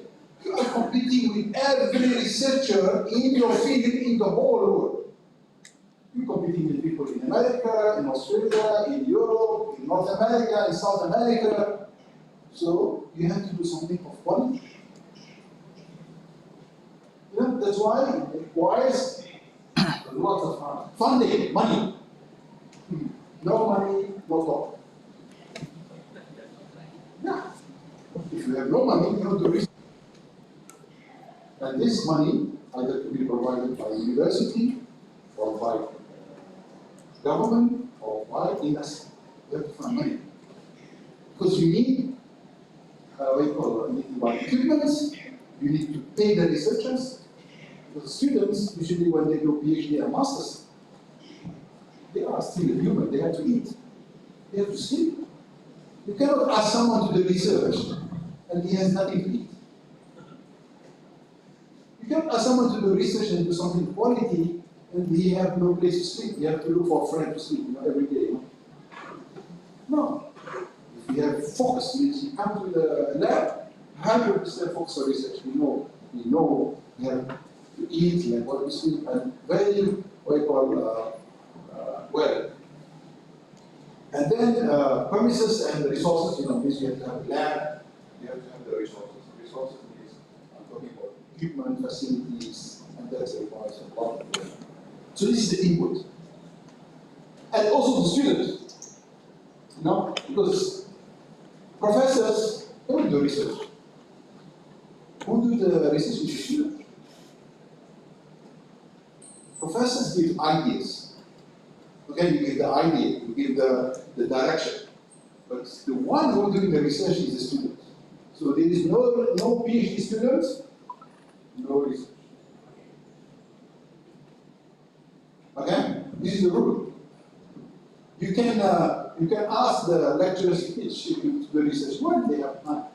To teach 4 courses or 3 courses per semester, you need to prepare, and then you deliver.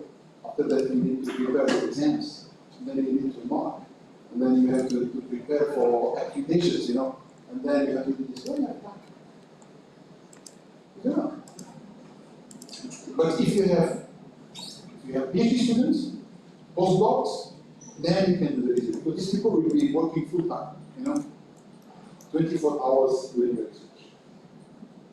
Okay? And that's the strategy everywhere in the world. If you go all the top universities, the one who doing the research is the PhD students, master students, and postdocs. Okay? So this is very, very important. Okay? Okay, so this is activities, so projects, activities. So you have a project, most of the time you have a project. Collaboration, very important. Collaboration is very, very important. Research, we survive on collaboration. We have to work with other people. Because as a researcher, yeah, I can provide the time, I can provide the money, but I cannot control the output. I do everything, but the paper won't accept it. Keep something here, something there, something here, something there. It's always a question to do. It's not in my control. So the only way to overcome this is to collaborate, to work with other people. You have to work with other people. Other people that you other countries, in other universities. And I give you one example. One of my students.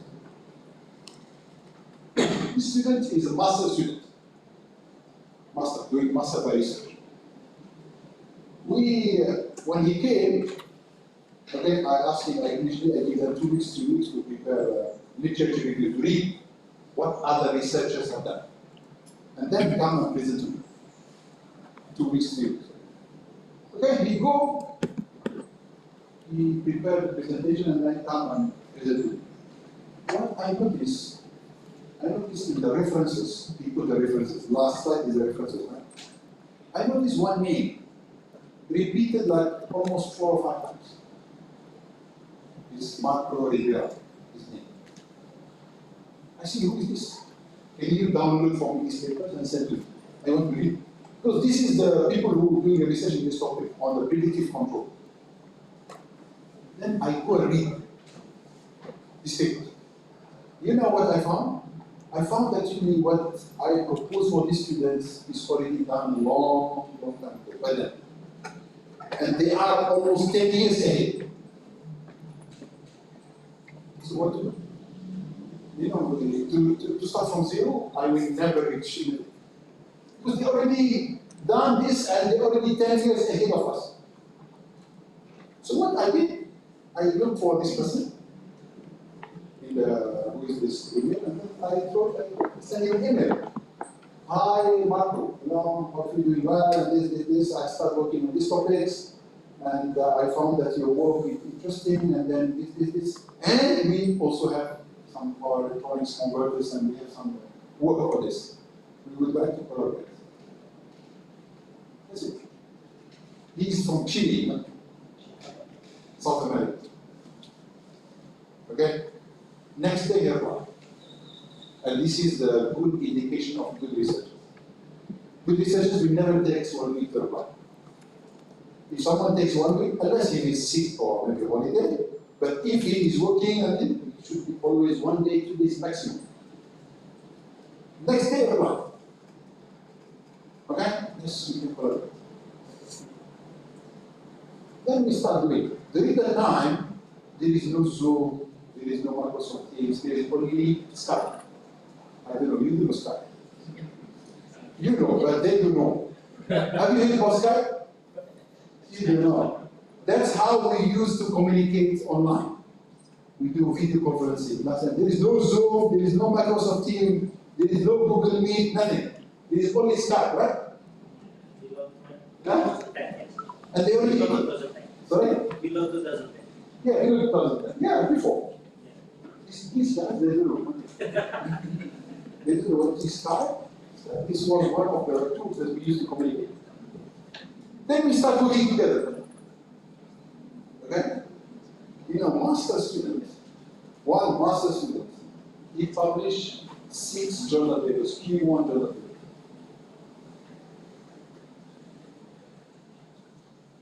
You know, master students, not PhD. Because PhD students need to publish only 2. But this is a master, he published 6. So this is the equality, because this is the effectiveness of collaboration.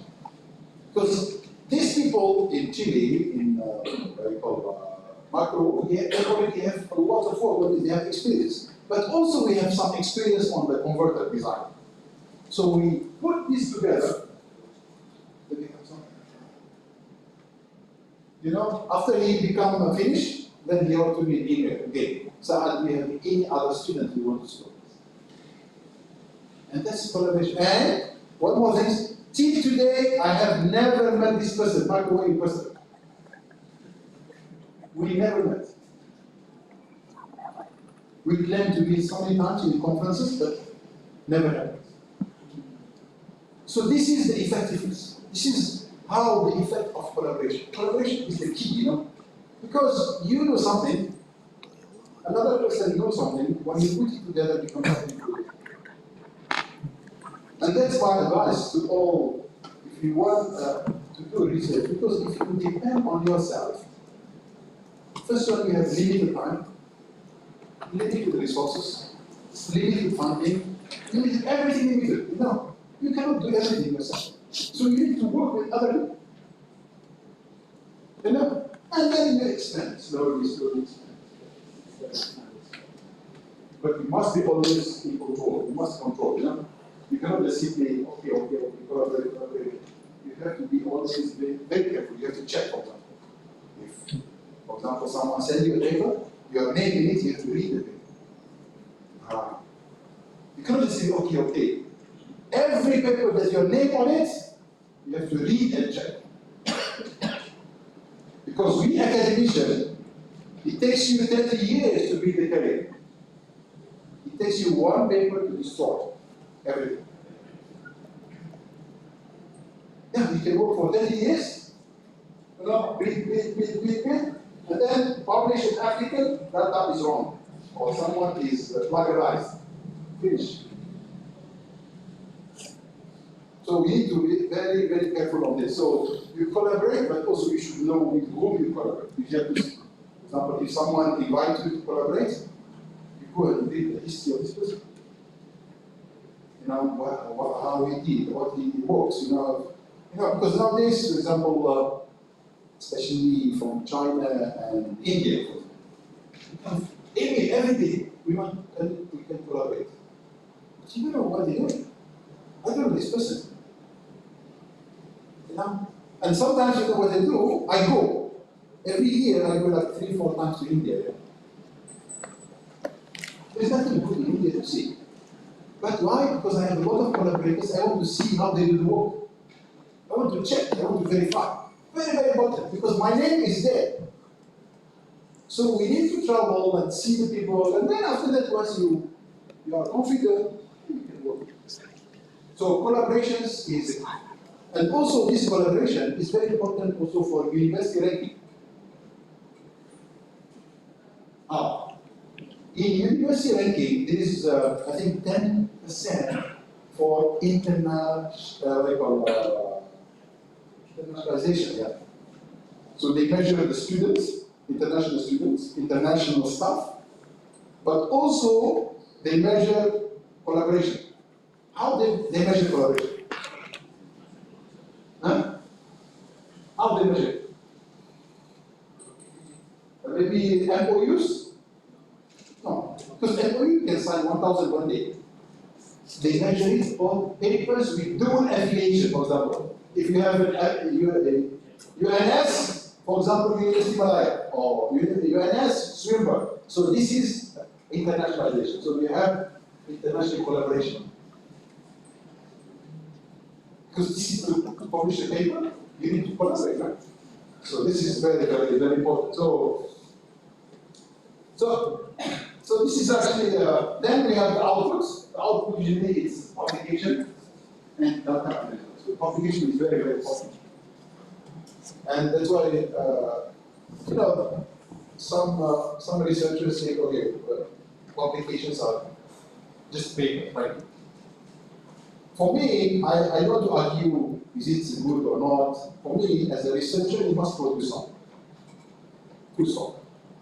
If you do research, either you have to publish, or you produce patents or product. If you don't produce any of the three, you are not doing nothing. You do research for what is your research output? It must be something. So it is an academic work, academic journal, which can be read by other people and contribute, or you may be a patent, which may become product later, or you're producing a product which goes for industry and for people. So this is very, very important. Okay. All right, and then we have you know, in the way the research we have three. We have the output, we have the outcomes, and then we have the impact. Okay, don't mix. Output means a paper, for example, a pattern. Okay, so what is the outcome? Okay, outcome is it's something what's beyond the output. Means, for example, like a new innovation, new things. That is an outcome.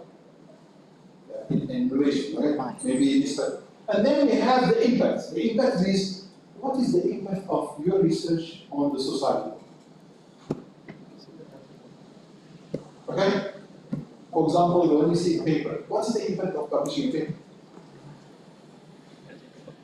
The the impact is you influence the other researchers. Maybe your paper become a reference for them to do research. Okay? Maybe your paper helps an industry to work, to do a product. So that's the impact you measure, the impact on the society. So you have to always differentiate between output, outcomes, and impact. So how we measure the impact? For example, paper, how we measure the impact? Citation. Paper impact measured by the number of citations. Citation means how many people have used your work as a reference for their research. So you impact them. For example, if you do a patent, what's the impact of patent? Product. How many people have sold this product? How many people have used this product in the market? That's the impact. Because if you do patent and no one buy it, no one use it, if you publish a paper, no one cite it, it's zero. That's why I always say, if you ask me which one better, to have 100 paper or one paper, I prefer to have one paper with 100 citation rather than 100 paper with 0 citation.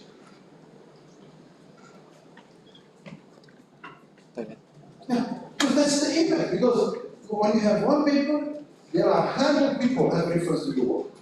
But if you have 100 people, no one refers to it. That's okay. So this is what you call how we measure the impact. And as I say always, there are different people have different opinions on this. There are some people say we don't want to publish. Publication is no good. That's fine. But tell me what you can do else. You can't tell me you don't publish and do nothing. You can say you can teach it. There are some professors, for example, they say, I want to be a teacher. Good teacher. Yes, good. So you do innovation in teaching. Maybe design textbooks, maybe you do new teaching methods. Yeah, that's your contribution. Okay, for example, I say I want to commercialize. Yes, good. Sell, design, and commercialize. There must be some output from you as a professor, or as a lecturer, or as a researcher. So, any questions here? Any questions? Yeah, this is just the impact. The impact is measured, like I said just now, about citations and so on. So this is you can move. Right. Yeah. Okay. I think I have to move to the most important part. I have explained this. So the question is, always people ask, what is high impact? This is always we ask, when publishing high impact journals. So what does that mean, high impact? Okay. So first one is widely read. Means there is a lot of researchers reading it. So this is the and for example in publications, the high impact journals, which is number one is Nature and Science. If you publish one Nature in our university, they give you $100,000. $100,000. Not to your money, but to use for your research. Not to your pocket, but to use for research. So this is impact. So it's very high impact. Impact factor is around 60. So usually what we use this either highly cited, means top quartiles. Quartile means Q1, Q2, Q3, and Q4. The first 25% is considered Q1, second 25% Q2, and so on and so forth. And within Q1 also is the first top 5%. Within Q1, within the top 25, also there is classification. Okay? Okay? And they are also, they have a very high influential in shaping academic or policy. Means these papers have been used as a reference to change the policy because they are good quality, good researchers. So people on policy making, they refer to these papers. Okay? Right? Also, they have a very low acceptance. Good quality means a low acceptance. Means not everything you submit will be accepted. Huh? Usually sometimes less than 10%, less than 5%. Because only top. And this one also very important. Because as professors also we need to be responsible, for this, because sometimes a student doesn't know what is the top quality. Because students, he has one objective, is to finish PhD. That's it. Meet the requirement, finish PhD and go. That's it, that's what he wants. He's not interested in something else. But as professors, we need to see beyond the degree. Right? And I can give you one of my students example, one of my and this usually, before we do the example, these top journals, usually they have top reviewers. Top reviewers give you top comments. And that's why the quality is very high. The selectivity is very high. I'll give you one example. One of my students, PhD students, he's from Iraq. When he came to do PhD, okay, we start doing the work. Alright? And then he's very smart student. 6 months, he already finished the work. Then he said, you draft the paper. Draft the paper, we check the draft number 1, draft number 2, draft number 3, draft number 4, draft number 5. I say, okay, no more comment, submit. Okay, student asks me, where? I say, give you the address. And this is very important. As a professor, you have to do this, You know the address. What is the address? In your area of expertise, which are the top journals? In electrical engineering, which is one of the good characteristics of electrical engineering, we have most agreements. In electrical, we have IEEE concessions. These are the top. This is number 1. No question. You go to MIT, Harvard, UNS, ITB, whatever. If no one will tell you IEEE concessions is not good. You agree, huh? No one. Because they are still American control, they control the quality, that's why the quality. So he asked me, so you have to submit to IEEE concession. Oh no, professor, very hard. Because the students always take the way. Very hard means rejection. Rejection means you cannot finish it.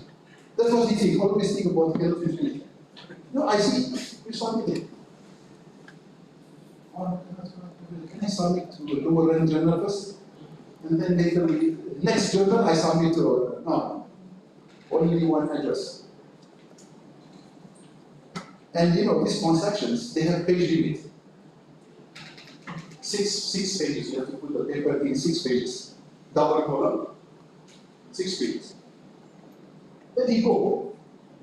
I think 2 days later, have you submitted the paper? No, Prof, I'm still not submit. Can I submit something? I say no. Not because I want to punish the student, because I see there is a quality of the work. There is some good work in the work. Then he come. 1 week later he come. Submit? No.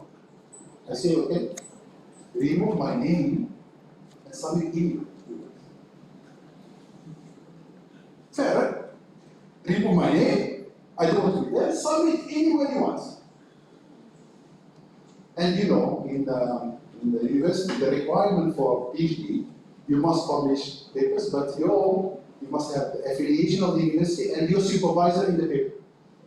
Because if he submits, he loses everything. Unfortunately. But as I say, we are doing this not because we don't like students, because we think that it's good quality, then it's on it. One, I think around 2 months, 3 months, we got the reviewer comment. Reject. Rejected, paper rejected. He came to me, his face very red. Very red, I told you, Professor. I say, I don't see.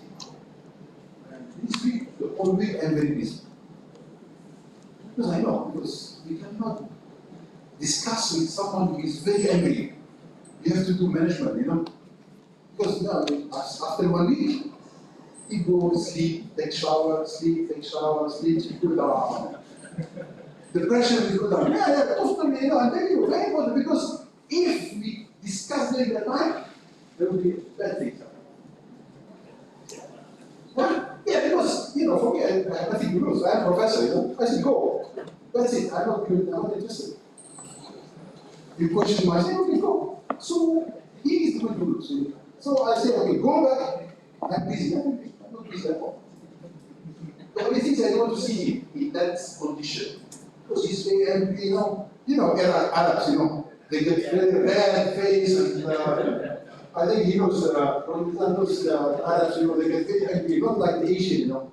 Indonesian, Malaysian, they are very polite, very nice, you know. They keep inside, but they can hold. But the Arabs, you can see in the face. You know, you can see the anger in the face.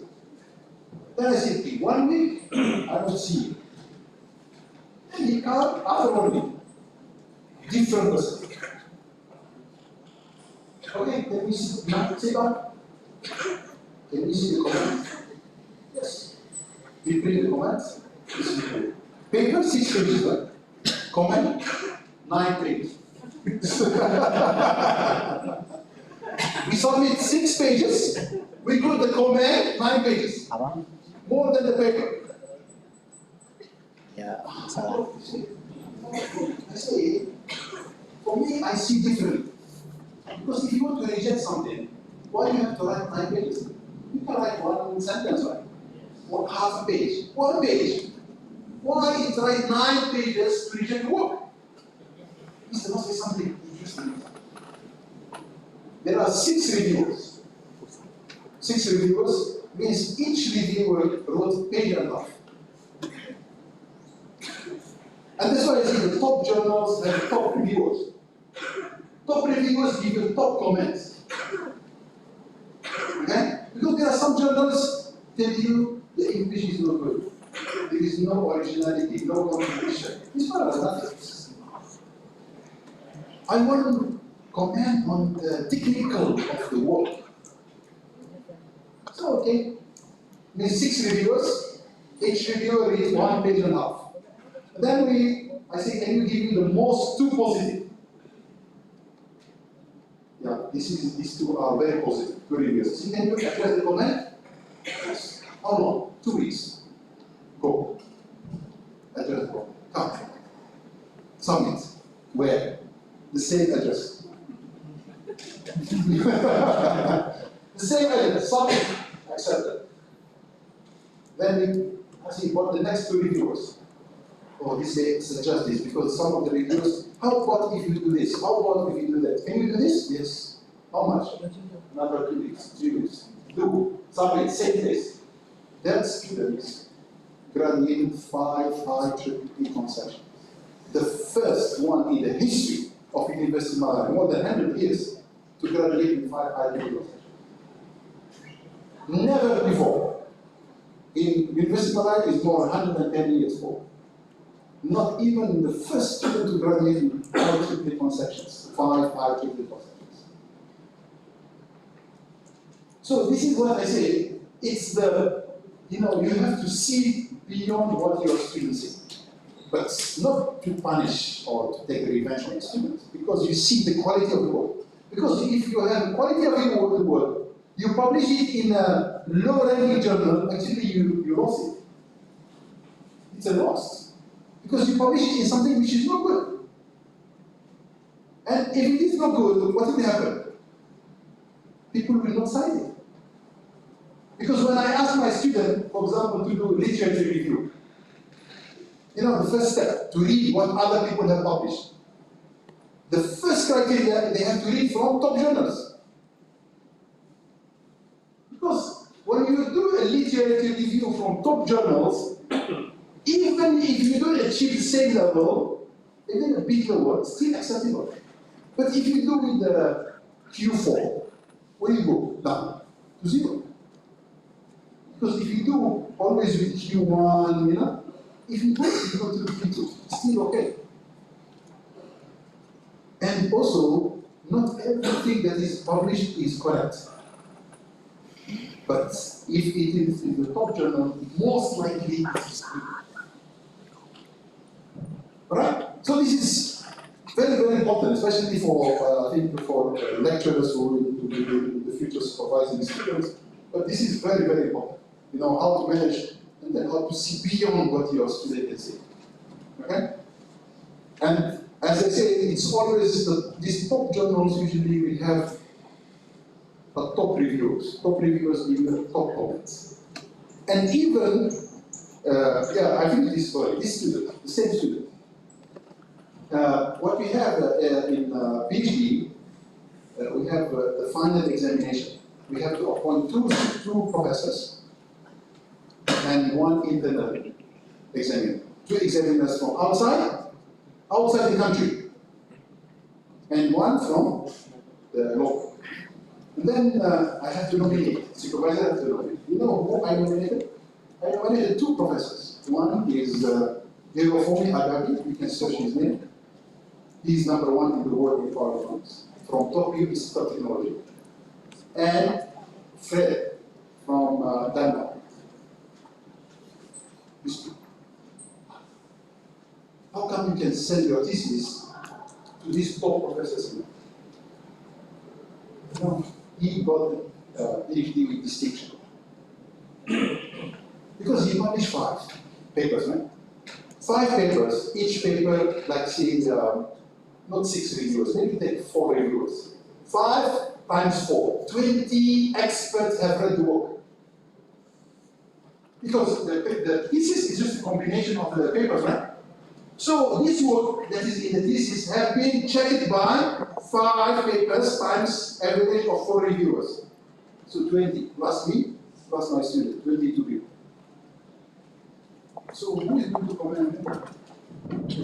So like this actually you solve the whole problem. And that's why I think most of the time, the feedback of these high quality journals is the feedback that we get. Sometimes they give you an idea which you don't think of. How about if you do this? Why you do this?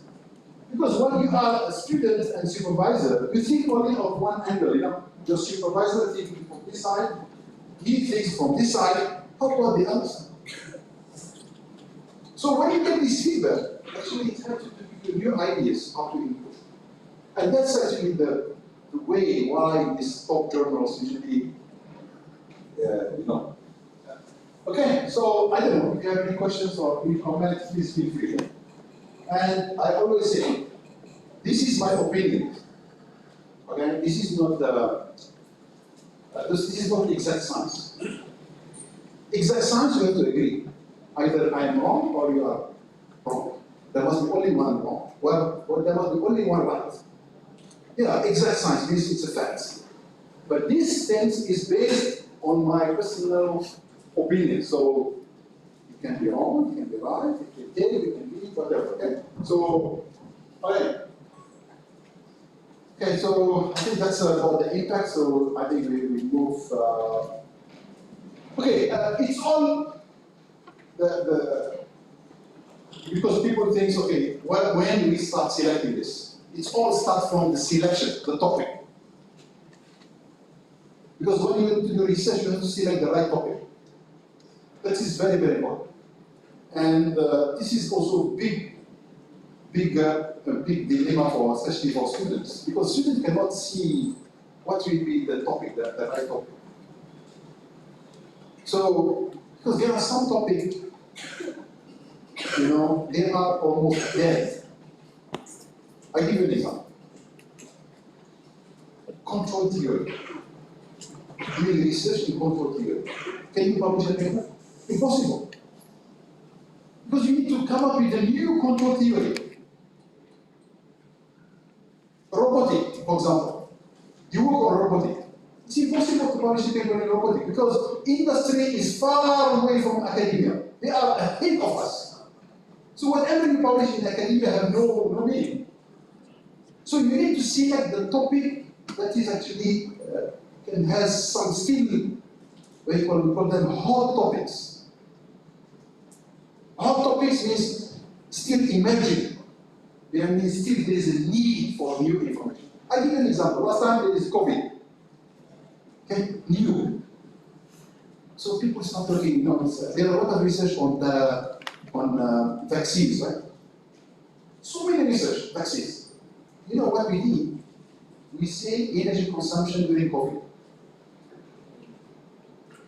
So we want to see the pattern of how the energy used during COVID, the impact of COVID on energy consumption. This is hot because people doesn't know. So you need to select the right topics which still emerging. There is room for improvement. But if you select a topic which is already saturated,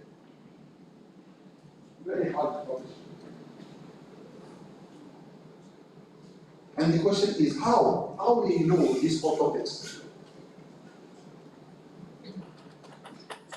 How we do these hot topics. Usually what even in Syria, if you go to Syria, you can see these hot topics actually. You know how they measure the hot topics? They measure the hot topics not by the citation, because citation will take some time. Citation is not tomorrow, because I publish a paper, and then he download it, then he like it, he start doing the research, maybe 6 months, 1 year, and then he publish a paper. Maybe you publish a paper only after 1 year or 2 years, then you can see the citation. But how we know the hot topics? We know the hot topics by the number of downloads. For example, one paper published only 1 month, there are more than 2,000 downloads. This is a lot of interest on this topic. This is called the hot topics. High downloads. Because high downloads will lead to high citations. So this is selecting. There are some, strategy. So that's how you should ask the right questions, big questions, okay? And then make a bold and clear contribution. Very important to make because most of the papers usually, where is the contribution? People cannot see the contribution. So you need to highlight the contribution in every part of the paper. What we have? Title, we have abstract, right? And then we have introduction. Then we have methodology, results, discussion, and conclusion, right? Contribution needs to be highlighted in all the way. For example, in the abstract. What do we write in the abstract? Abstract is not the summary of the paper. Abstracts consist of 6 items. That's why it's very difficult to write abstract. The first sentence or the first 2 sentences maybe is the background. Second is the problem. So there is a problem. Third is the objective. There is a problem, I want to solve this problem. Third or fourth is the methodology. What methodology I have used? Fifth, some results. 6 is the conclusion.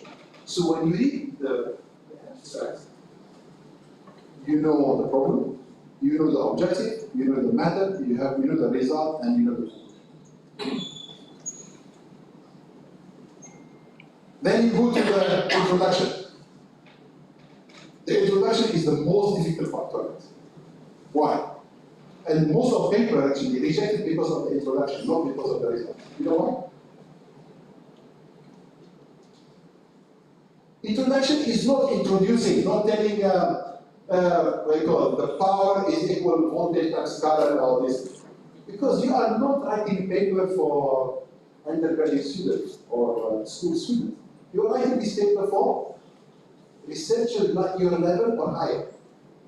So they know all the basics. Introduction, not introducing things. What is introduction? Introduction is telling what other people have done. Critically reviewing what other people have done. And this is the most difficult, because you are going to read, understand, and critically review what they have done. They have achieved this, and they are lacking of this. This is very difficult to write. And every part of the paper some authors, they can cheat. Only introduction they can. You know why? Because if you say, this reference is something, I can download the paper and read myself and check. If I find you telling actually you didn't read the understand. So the most difficult part in writing the paper actually is the introduction. Okay, because the results, you are the one who do the result. Very easy. You have this result, you can discuss. Very simple. But introduction is the most difficult part. So you have to highlight the contribution. Very, very important. Alright? Okay, and there are some terms which you have to use, for example, in terms like languages, the terms that you use, for example, novel, finding, challenges, and so on. So these are some of the examples. And then also, very important, sometimes we think cross-disciplinary. And sometimes when you do research, we don't always find something always new, or we always improve. Sometimes we might find something negative, and also that can be published. I'll give you an example. For example, if I assume I'm doing research on this laser pointer, I have a laser pointer here, right? I want to do research in making it more energy efficient. So I think using more, how many? 2 batteries, right? Okay. Using 2 batteries. I want to do research to make it only run with 1 battery. That's energy efficient, right? And then cost effective. So I think my research topic is how to make this laser pointer runs on 1 battery. Yeah, and start working on this. Start looking, changing the laser, everything, changing the circuit, making it more efficient. And in the end, I achieve the result. It runs with 1 battery. But during the testing, I found actually the range used to be, for example, can go to 50 meters. Now becoming only 20 meters or 10 meters. That's the impact. Because you reduce the power, so the range reduces. So how am I going to put this? What is my contribution? My contribution has a negative impact on the range. Correct, right? Yes, I have reduced the number of batteries, but the problem is range reduced. How I make it in a positive way? So I can put it this way. This laser, most of the time used in classrooms. The range usually within 5 to 10 meters. So you put your findings in a positive way, because this is not used in a stadium.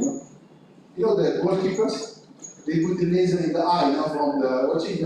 This is not used for that. This is used in classrooms. So actually, it makes because even if you have it 50 meters, you never use it for 50 meters. Most of the time, when we use it in lectures, classrooms, how many? From one side to another side, how many? 10, 20? I don't think so. 20, maybe 20 meters. Yeah, around 20 meters or even 30 meters. Okay, but it's not 50 meters. It still be can be used. So this is even finding sometimes negative impact, but you need to find a way how to put it on a positive. Okay. So, okay. And also, of course, discipline, I think it's very, very important. Sometimes we have maybe a different area, different research topics, different areas. Okay. Okay, this is okay, this one. For example, here. For example, like I see this laser pointer. So yeah, the energy efficiency reduced. So but I have to put the economic part. What is the economic part? The cost reduced. Okay. So this cost is so the cost is being reduced. Okay. And then one of the strategies also is to stay close to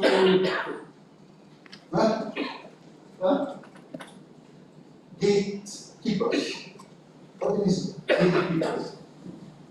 For example, if I want to publish in one transaction, I have to follow some people. You have to follow these people, who is the editor? Where did he publish? What did he publish? These are called gates keepers, because they are the one who is going to make decision on my paper. For example, where is the editor from? Where is his area of research? What topics he works? So when you go to the conference, try to meet him, try to talk to them, try to understand actually how they think, these people. Because this gives you some insights actually. So this is quite very editors, editorial board members, and all of the target journals. Very, very important. Okay? Influential scholars. Yeah, this is unfortunately this is the case. Sometimes if you write a paper from UNS, you submit it, it gets rejected. If the same paper, another university, top professor, submit, it gets accepted. So this is because this is we call this review process, this kind of process, it has some problems. It's not perfect, okay? So why? And that's why sometimes it's good to take along some scholars, why? Because once I see, for example, I see the editorial report.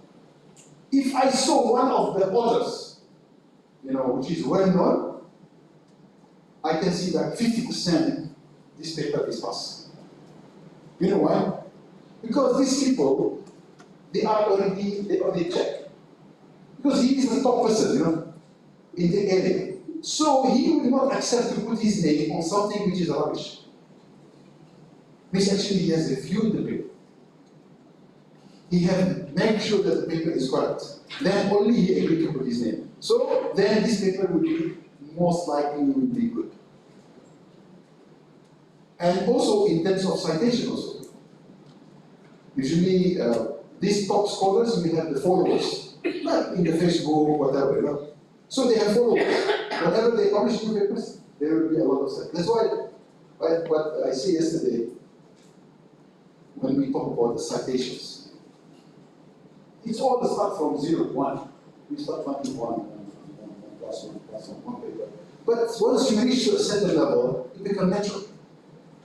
Because you will have people who are following you in the topic, So they will wait for your papers to come out. And that's why you have to keep your research also topics within the same discipline. I give you an example. One of the topics which we work for 15 years, for example, is MPPT control, maximum power point trackers for photovoltaic systems.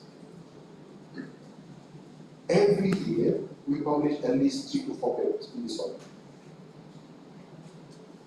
And if you look in our citations, this topic always gets citation because people keep following us. Whenever we introduce something, they will read. Because if you keep changing from one topic to another topic, you have no followers. Okay? You have no followers, people who follow you. And these people, it's the same like the social media works. It's the same principle. You need to have a lot of researchers following and trusting your work. And also you need to make because that's always the question, how to increase the citations. Increasing the citations, there are some, they call right ways and there are wrong ways. Wrong ways, people ask his friend to cite. Or when you review a paper, you have to cite this paper. That is wrong way, never follow this. But there are some correct ways. For example, making your paper available to other researchers. Because, for example, do you have IGP access here in UNS? You don't have IGP access. This is good for you. So now I will download all my papers and send to all of you. Yes, this is how to promote. Do you have access to site direct? Okay, so the IGP is now. So I will download all my papers and then send to all of you. So you need to do these kind of strategies. You need to make your paper available to other researchers. But problem, you cannot put it online because copyright. You have to send it by email. You have to send it privately. That's no problem. PDF file and attachment, that's it. But this is a lot of time. how many papers you can send. So it's, you have to know one thing, nothing comes easy. Everything needs a work behind. But as long as you put the base correct, the rest will grow up naturally. But if you put the base wrong, it will collapse. So your starting points have to be correct. So what is the starting point? The starting point is you publish in the top journals, do the right things, and then naturally we go through. Okay? So that's actually, and then connections, we still have time, right? I think I still have not gone to the topic yet. And also sometimes people ask, who are these reviewers? They always have to comment about the reviewers. Who are the reviewers? Who review when you submit your paper? Because when you submit your paper, the paper goes through a process, right? It goes first one, it goes to the computer. Now computer, So the computer check the similarity index, the plagiarism. And then if it is a certain percentage, we call it dense reject. You know what is dense reject? Do you know what means dense reject? Actually, dense reject means actually no human has seen your paper. It's a table. Table rejected your paper. Means the computer actually rejected your paper. Okay, after if we pass this plagiarism, it goes to the second one, language. Because there is a software check the language. If the language is very poor, then that's reject. Okay? So if it reaches to the editor, if it reaches to the editor, that is a very important step. Because now he will check the contents and look at it. Okay? And then once he is happy, he sends to the associate editor. And then the associate editor will be sent to the reviewer. That's the problem. Actually, who makes the decision is the reviewers and the associate editor and the editor. Who are these reviewers? Because these are the people who are going to comment on my paper. These are researchers like me and you. Maybe they are junior than you. Maybe they are older. Maybe they are men. They are women. Maybe they are from industry. Maybe from academia. Very diverse. So when I write my paper, I should make sure it captures this big study. Now, I can review can be from industry. So industry is not interested in theory. Industry is just in application. So in the paper, I have to mention what is the application of my research. So the industry people will appreciate it. Okay? So in the paper, you must mention on the application. What is the potential application of this work? And then you have women and men, right? Usually women, they like colors. Here, if you put your graphs very colorful, very nice, well presented, usually the woman will be nice. Right? So if you put a lot of color, the design is very nice, then it will be appreciated. So you need to have this kind of your presentation will be very, very good. So emotionally, they feel very nice. Also, sometimes you put the graphs, for example, you have graphs, and then you put the scale very small. For example, if I am 70 years old, I have glasses, I put one, you cannot see. I'm not going to go and buy a new glass to read your paper. It is not. So you need to make sure that your results are presented in such a way which can everyone, average person can see it. These are, these are basics that are very, very important. And sometimes, for example, some researchers which say, for example, they do talking about this figure shows, and then you see the wrong figure. This is not. You have to do it because now even Microsoft have the technique, how to put the figures, table of contents, and so on and so on. So they are so very, very important. So you need to make sure that the reviewers appreciate your work. That's very, very important. And sometimes also, if you have young reviewers, it's very difficult to deal with. Usually young one. I have sometimes, when the PhD students reach to the last year of their PhD, when I get the paper to review, I give to my PhD student. One of my students, I got the paper in his topic, in his PhD topic. So I tell him, okay, can you go and read this paper and give me a report? He go, his experience very, very energetic, and then comes to me, 2 pages. All negative. I see, you didn't find anything positive in this paper. I said, go back and find me all the positive things. Because the reviewer need to bring both negative and positive. And personally, I'm the reviewer for 30 years now. I never rejected the paper. Unless if it is really very, very poor. Because you need to give a chance to the authors to address. Then I told him, okay, you go and narrate all the positive. I say, now can you put them together? Highlight the negative, highlight the positive. Because these are human like you, you need to tell also the positive and the negative. It doesn't really decide. Okay? That's why most of, if you find the reviewers, very negative, mostly it's young researchers. Young, they just want to prove themselves. Yes, I know this, I know that, I know this. But usually seniors, they are very nice, because they already passed through this. So this is the kind of what I call reviewers that you need.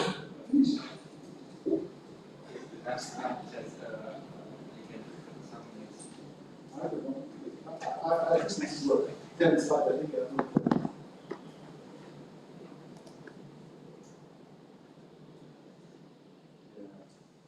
Yeah, I think there are some, we call the target direction. I think, in any one of you, in your area, you need to know the top journals. Okay? So this is very important. In each area, of research, you must know the top journals. Because if you know the top journals, you are not going to perform the correct HHV because you have to refer to the top journals. Okay?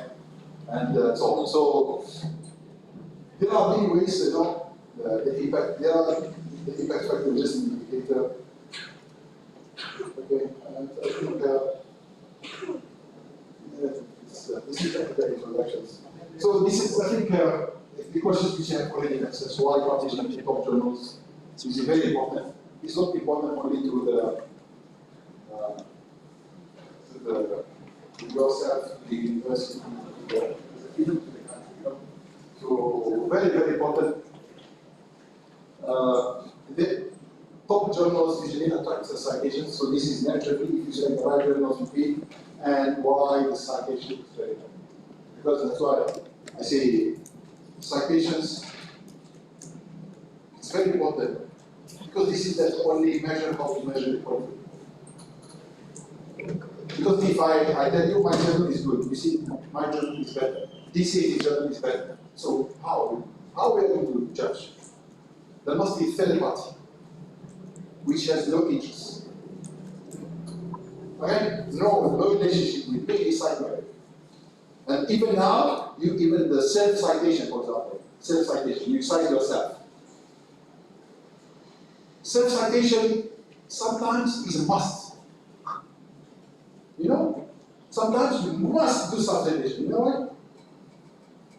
Some people say, oh, self-citation is not good.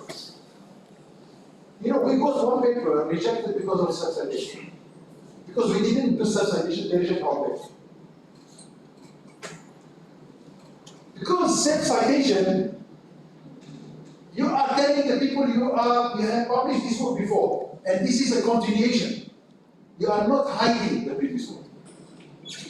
It is an additional work. I'll give you this example of this, and then I stop with the last story.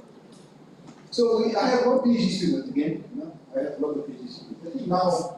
I think over 110 PhD students graduated with me, and more than 50 masters. So I have learned a lot from them. we learn a lot from the students. As professors, we learn a lot from our students. So I have this student from Pakistan. This was a very bright student. We submit one conference paper and one IEEE transaction for electrons. Same time. Then this transaction takes some time, review, first edition, second edition, and so on. And then the conference paper we present. And the transaction is an extension for the conference. So we publish something in the conference, and then we extend it, we publish it to a journal. And then we go and present the conference. And then the conference comes to the IEEE Explore. Publish. I think in a revision fee, one of the reviewers checked and found that this work has been published in a conference. They sent us a rejection. Why you didn't cite your conference paper? Because you need to cite, you need to tell them actually, part of this work has been published in the conference, this is an extension. So here is a must, you have to submit. You have, otherwise you will reject.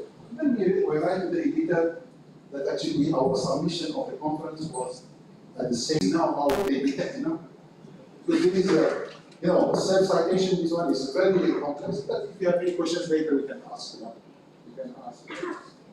Okay, I think I have to stop here. My time is up, so maybe we can have some comments, some questions, but I will share with you the slides. There are lots of actually information in here, maybe we can. Okay, all right. Okay, thank you very much, Prof. Saad, for the inspiring presentation.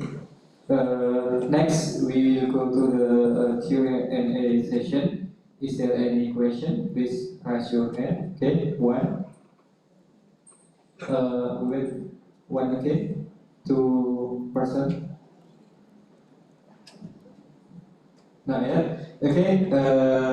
Please mention your name and your department. Assalamualaikum warahmatullahi wabarakatuh.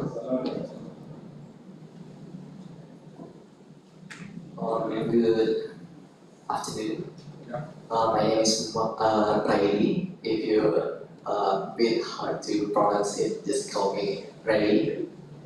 So, as you said before, that you likely to have one research that had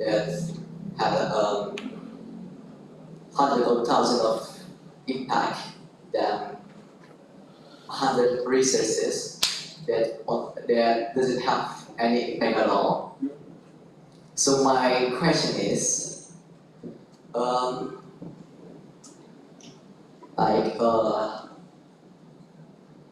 which one better that we make small researches that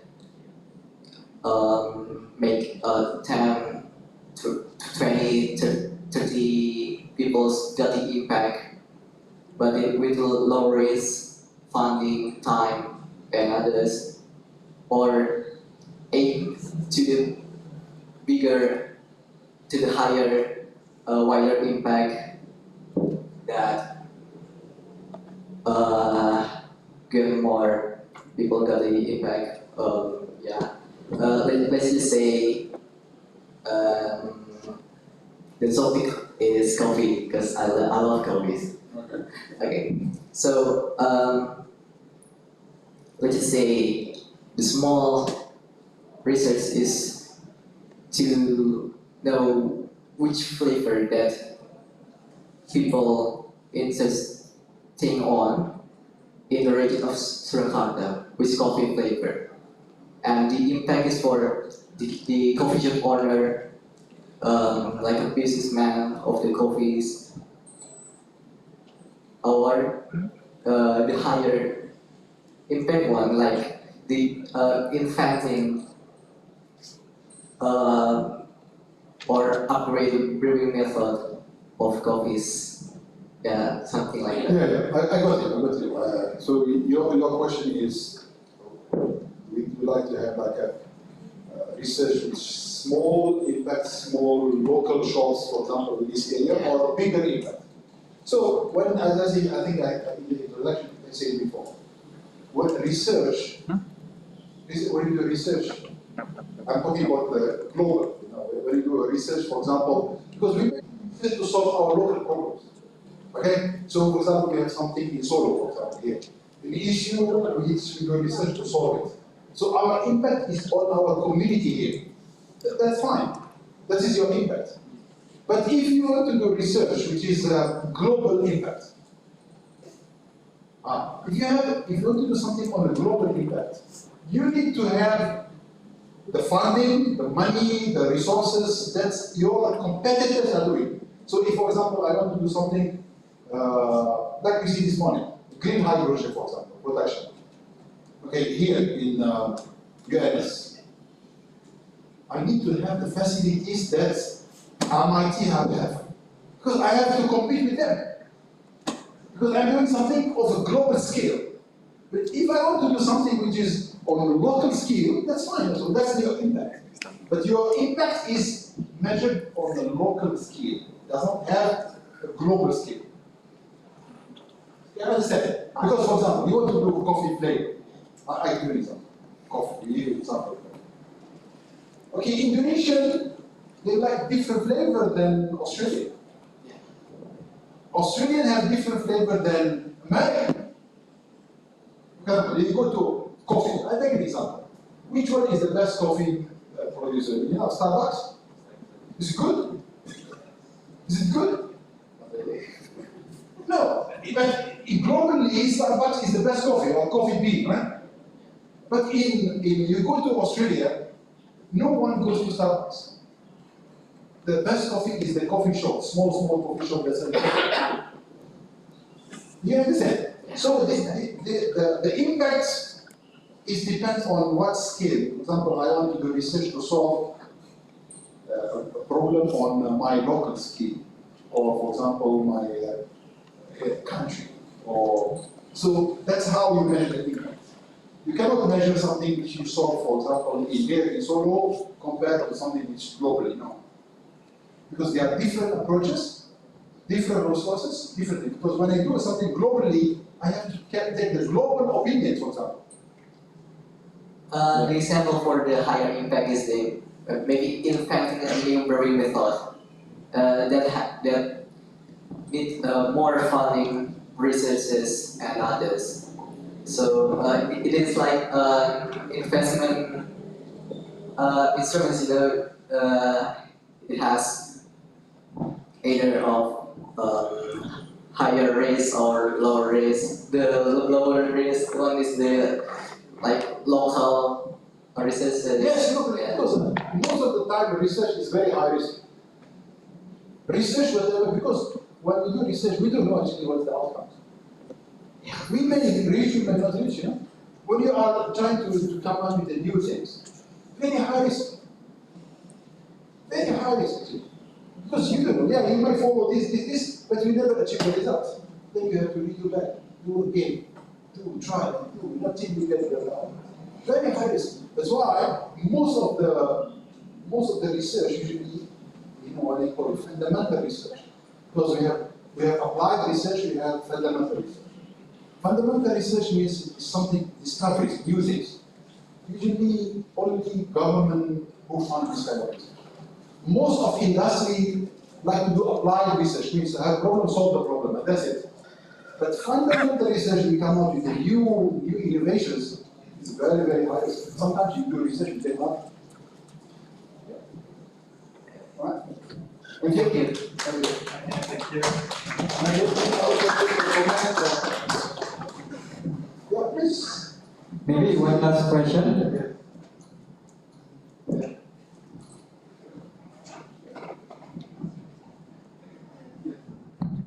Assalamualaikum warahmatullahi wabarakatuh.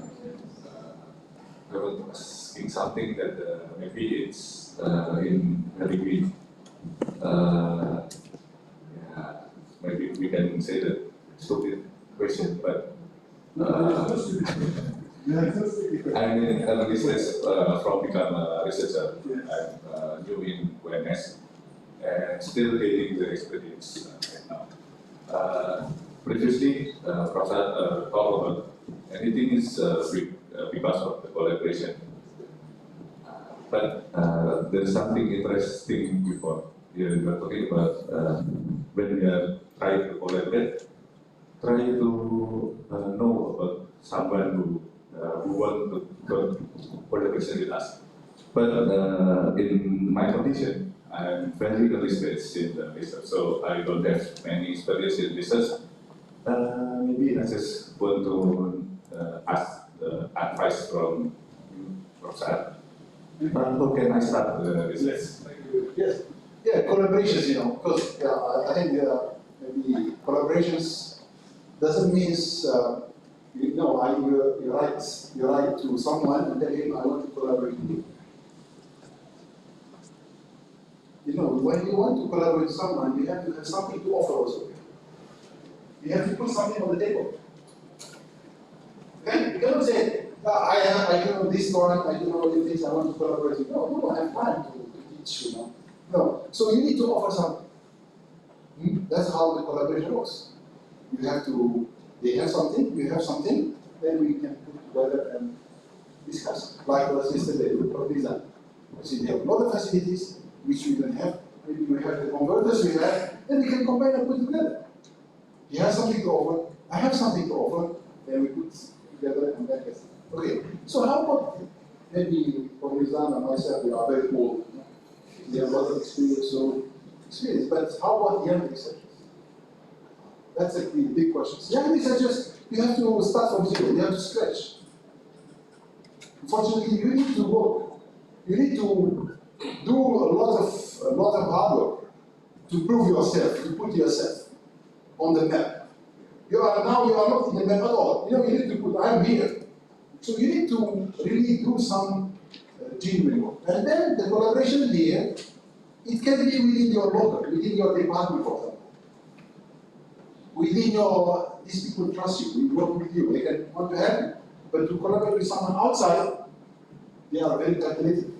What do I get? I collaborate with you, what I get. Yeah, maybe you can say, for example, one of the ways you can do some research and then you need some inputs, improvement. Okay, yes, I have done this, I need your feedback. That's also something people will like. If they check the work and they find it's good, but you have to start with it. Okay? So you need to start something, and then maybe you can lead them, because attending these conferences is very, very important. Attending the conferences, meeting with other researchers is very, very important, because that's where you see people. When you can discuss and you can share the knowledge. Because we researchers, the only way when we meet is in these conferences. When we meet people, we can discuss, we see what they're doing, then we can start the collaboration. So my suggestions is to always start doing work from the beginning, and then if you read the input, for example, you see some researchers in the area, they are very advanced in this area, in the same area, but you have done some good work. You can communicate, say to them, I have done this initiative, I need your feedback on this. What do you think?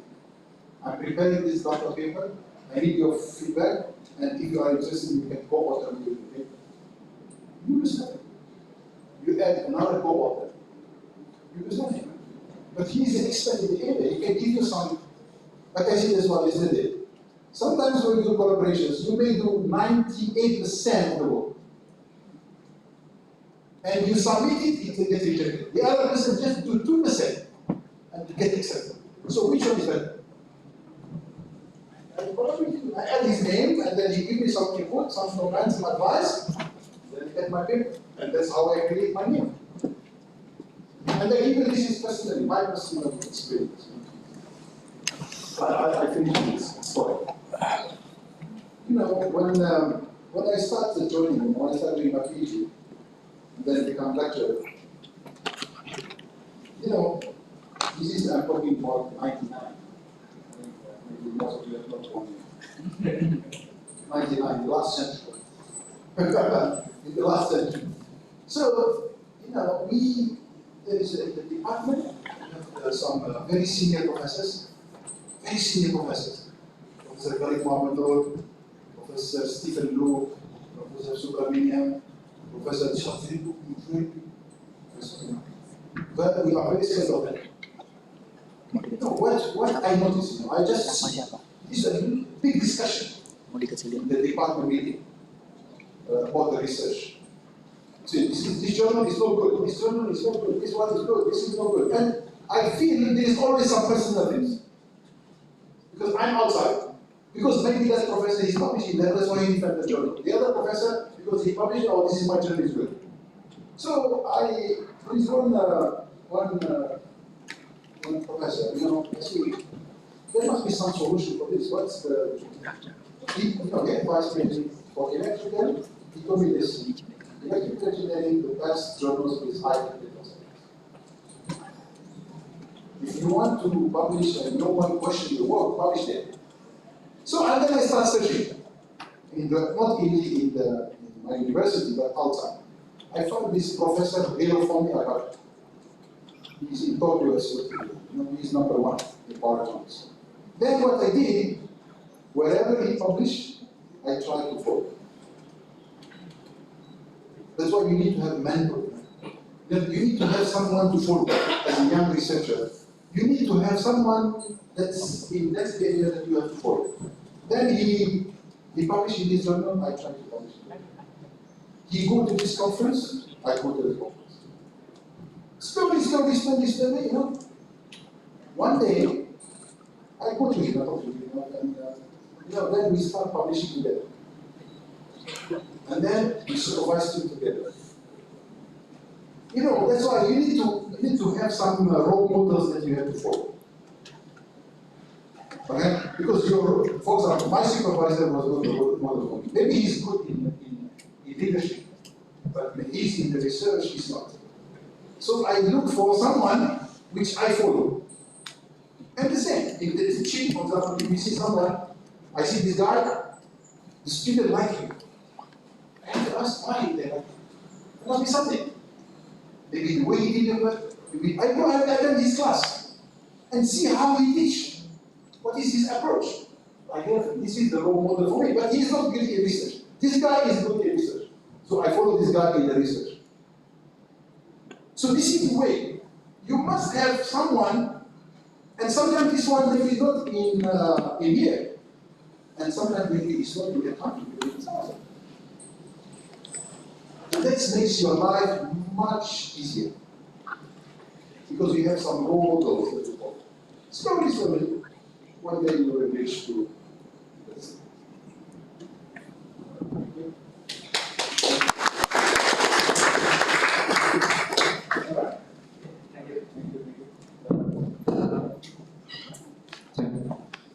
Okay, we come to the end of this session, and once again, Prof. Saad, thank you very much for sharing your knowledge and experience. And for all the participants, thank you for joining this session. We hope that we can get insightful knowledge from this session. And finally, we close this session. Good afternoon and Assalamualaikum warahmatullahi wabarakatuh.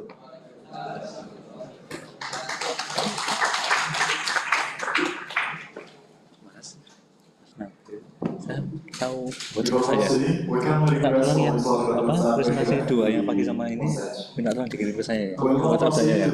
Presentation of certificate and memento as a token of appreciation to our distinguished guest lecturer, Professor Dr. Saad Mekhilef. To present the memento, Dr. Sutrisno, we request you to take the floor.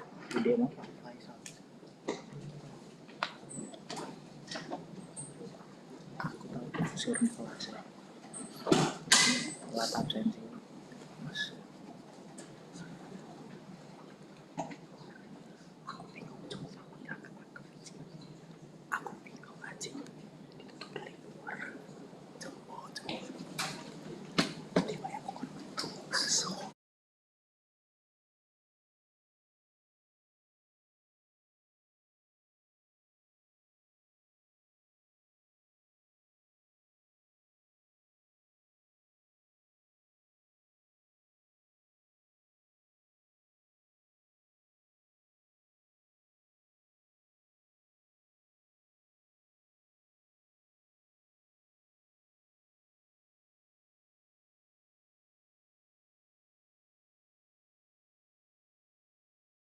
maju ke depan untuk foto bersama.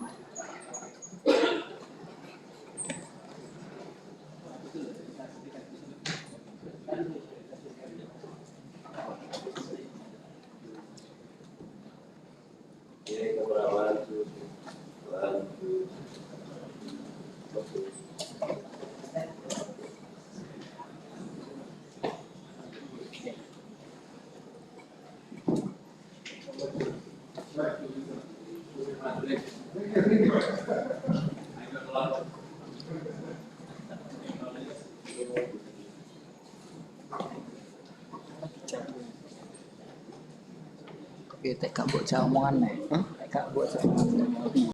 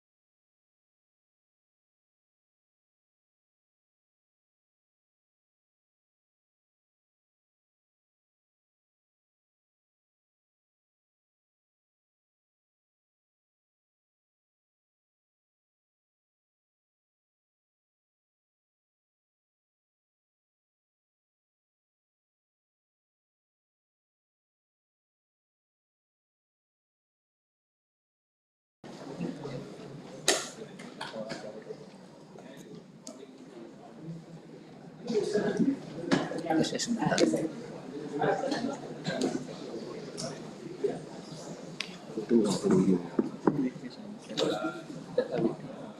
Yang kenapa tadi dibawa ke sini, Cok? Oh, ya kenapa dibawa ke sini? Mau.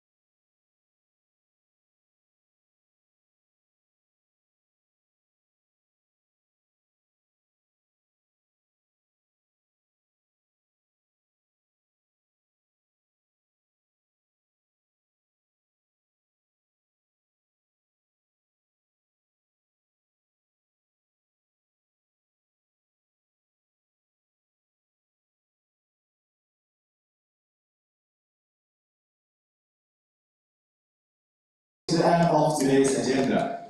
We would like to express our sincere gratitude to all parties who have supported this event. We hope the certificate brings valuable insight and inspiration for our future as engineers. We, Hilal, And Alice, as a master of ceremony, sincerely apologize for any mistake during the event. thank you for your attention and participation. It's been an honor to have you with us today. Have a pleasant afternoon. Wassalamualaikum warahmatullahi wabarakatuh. Thank you.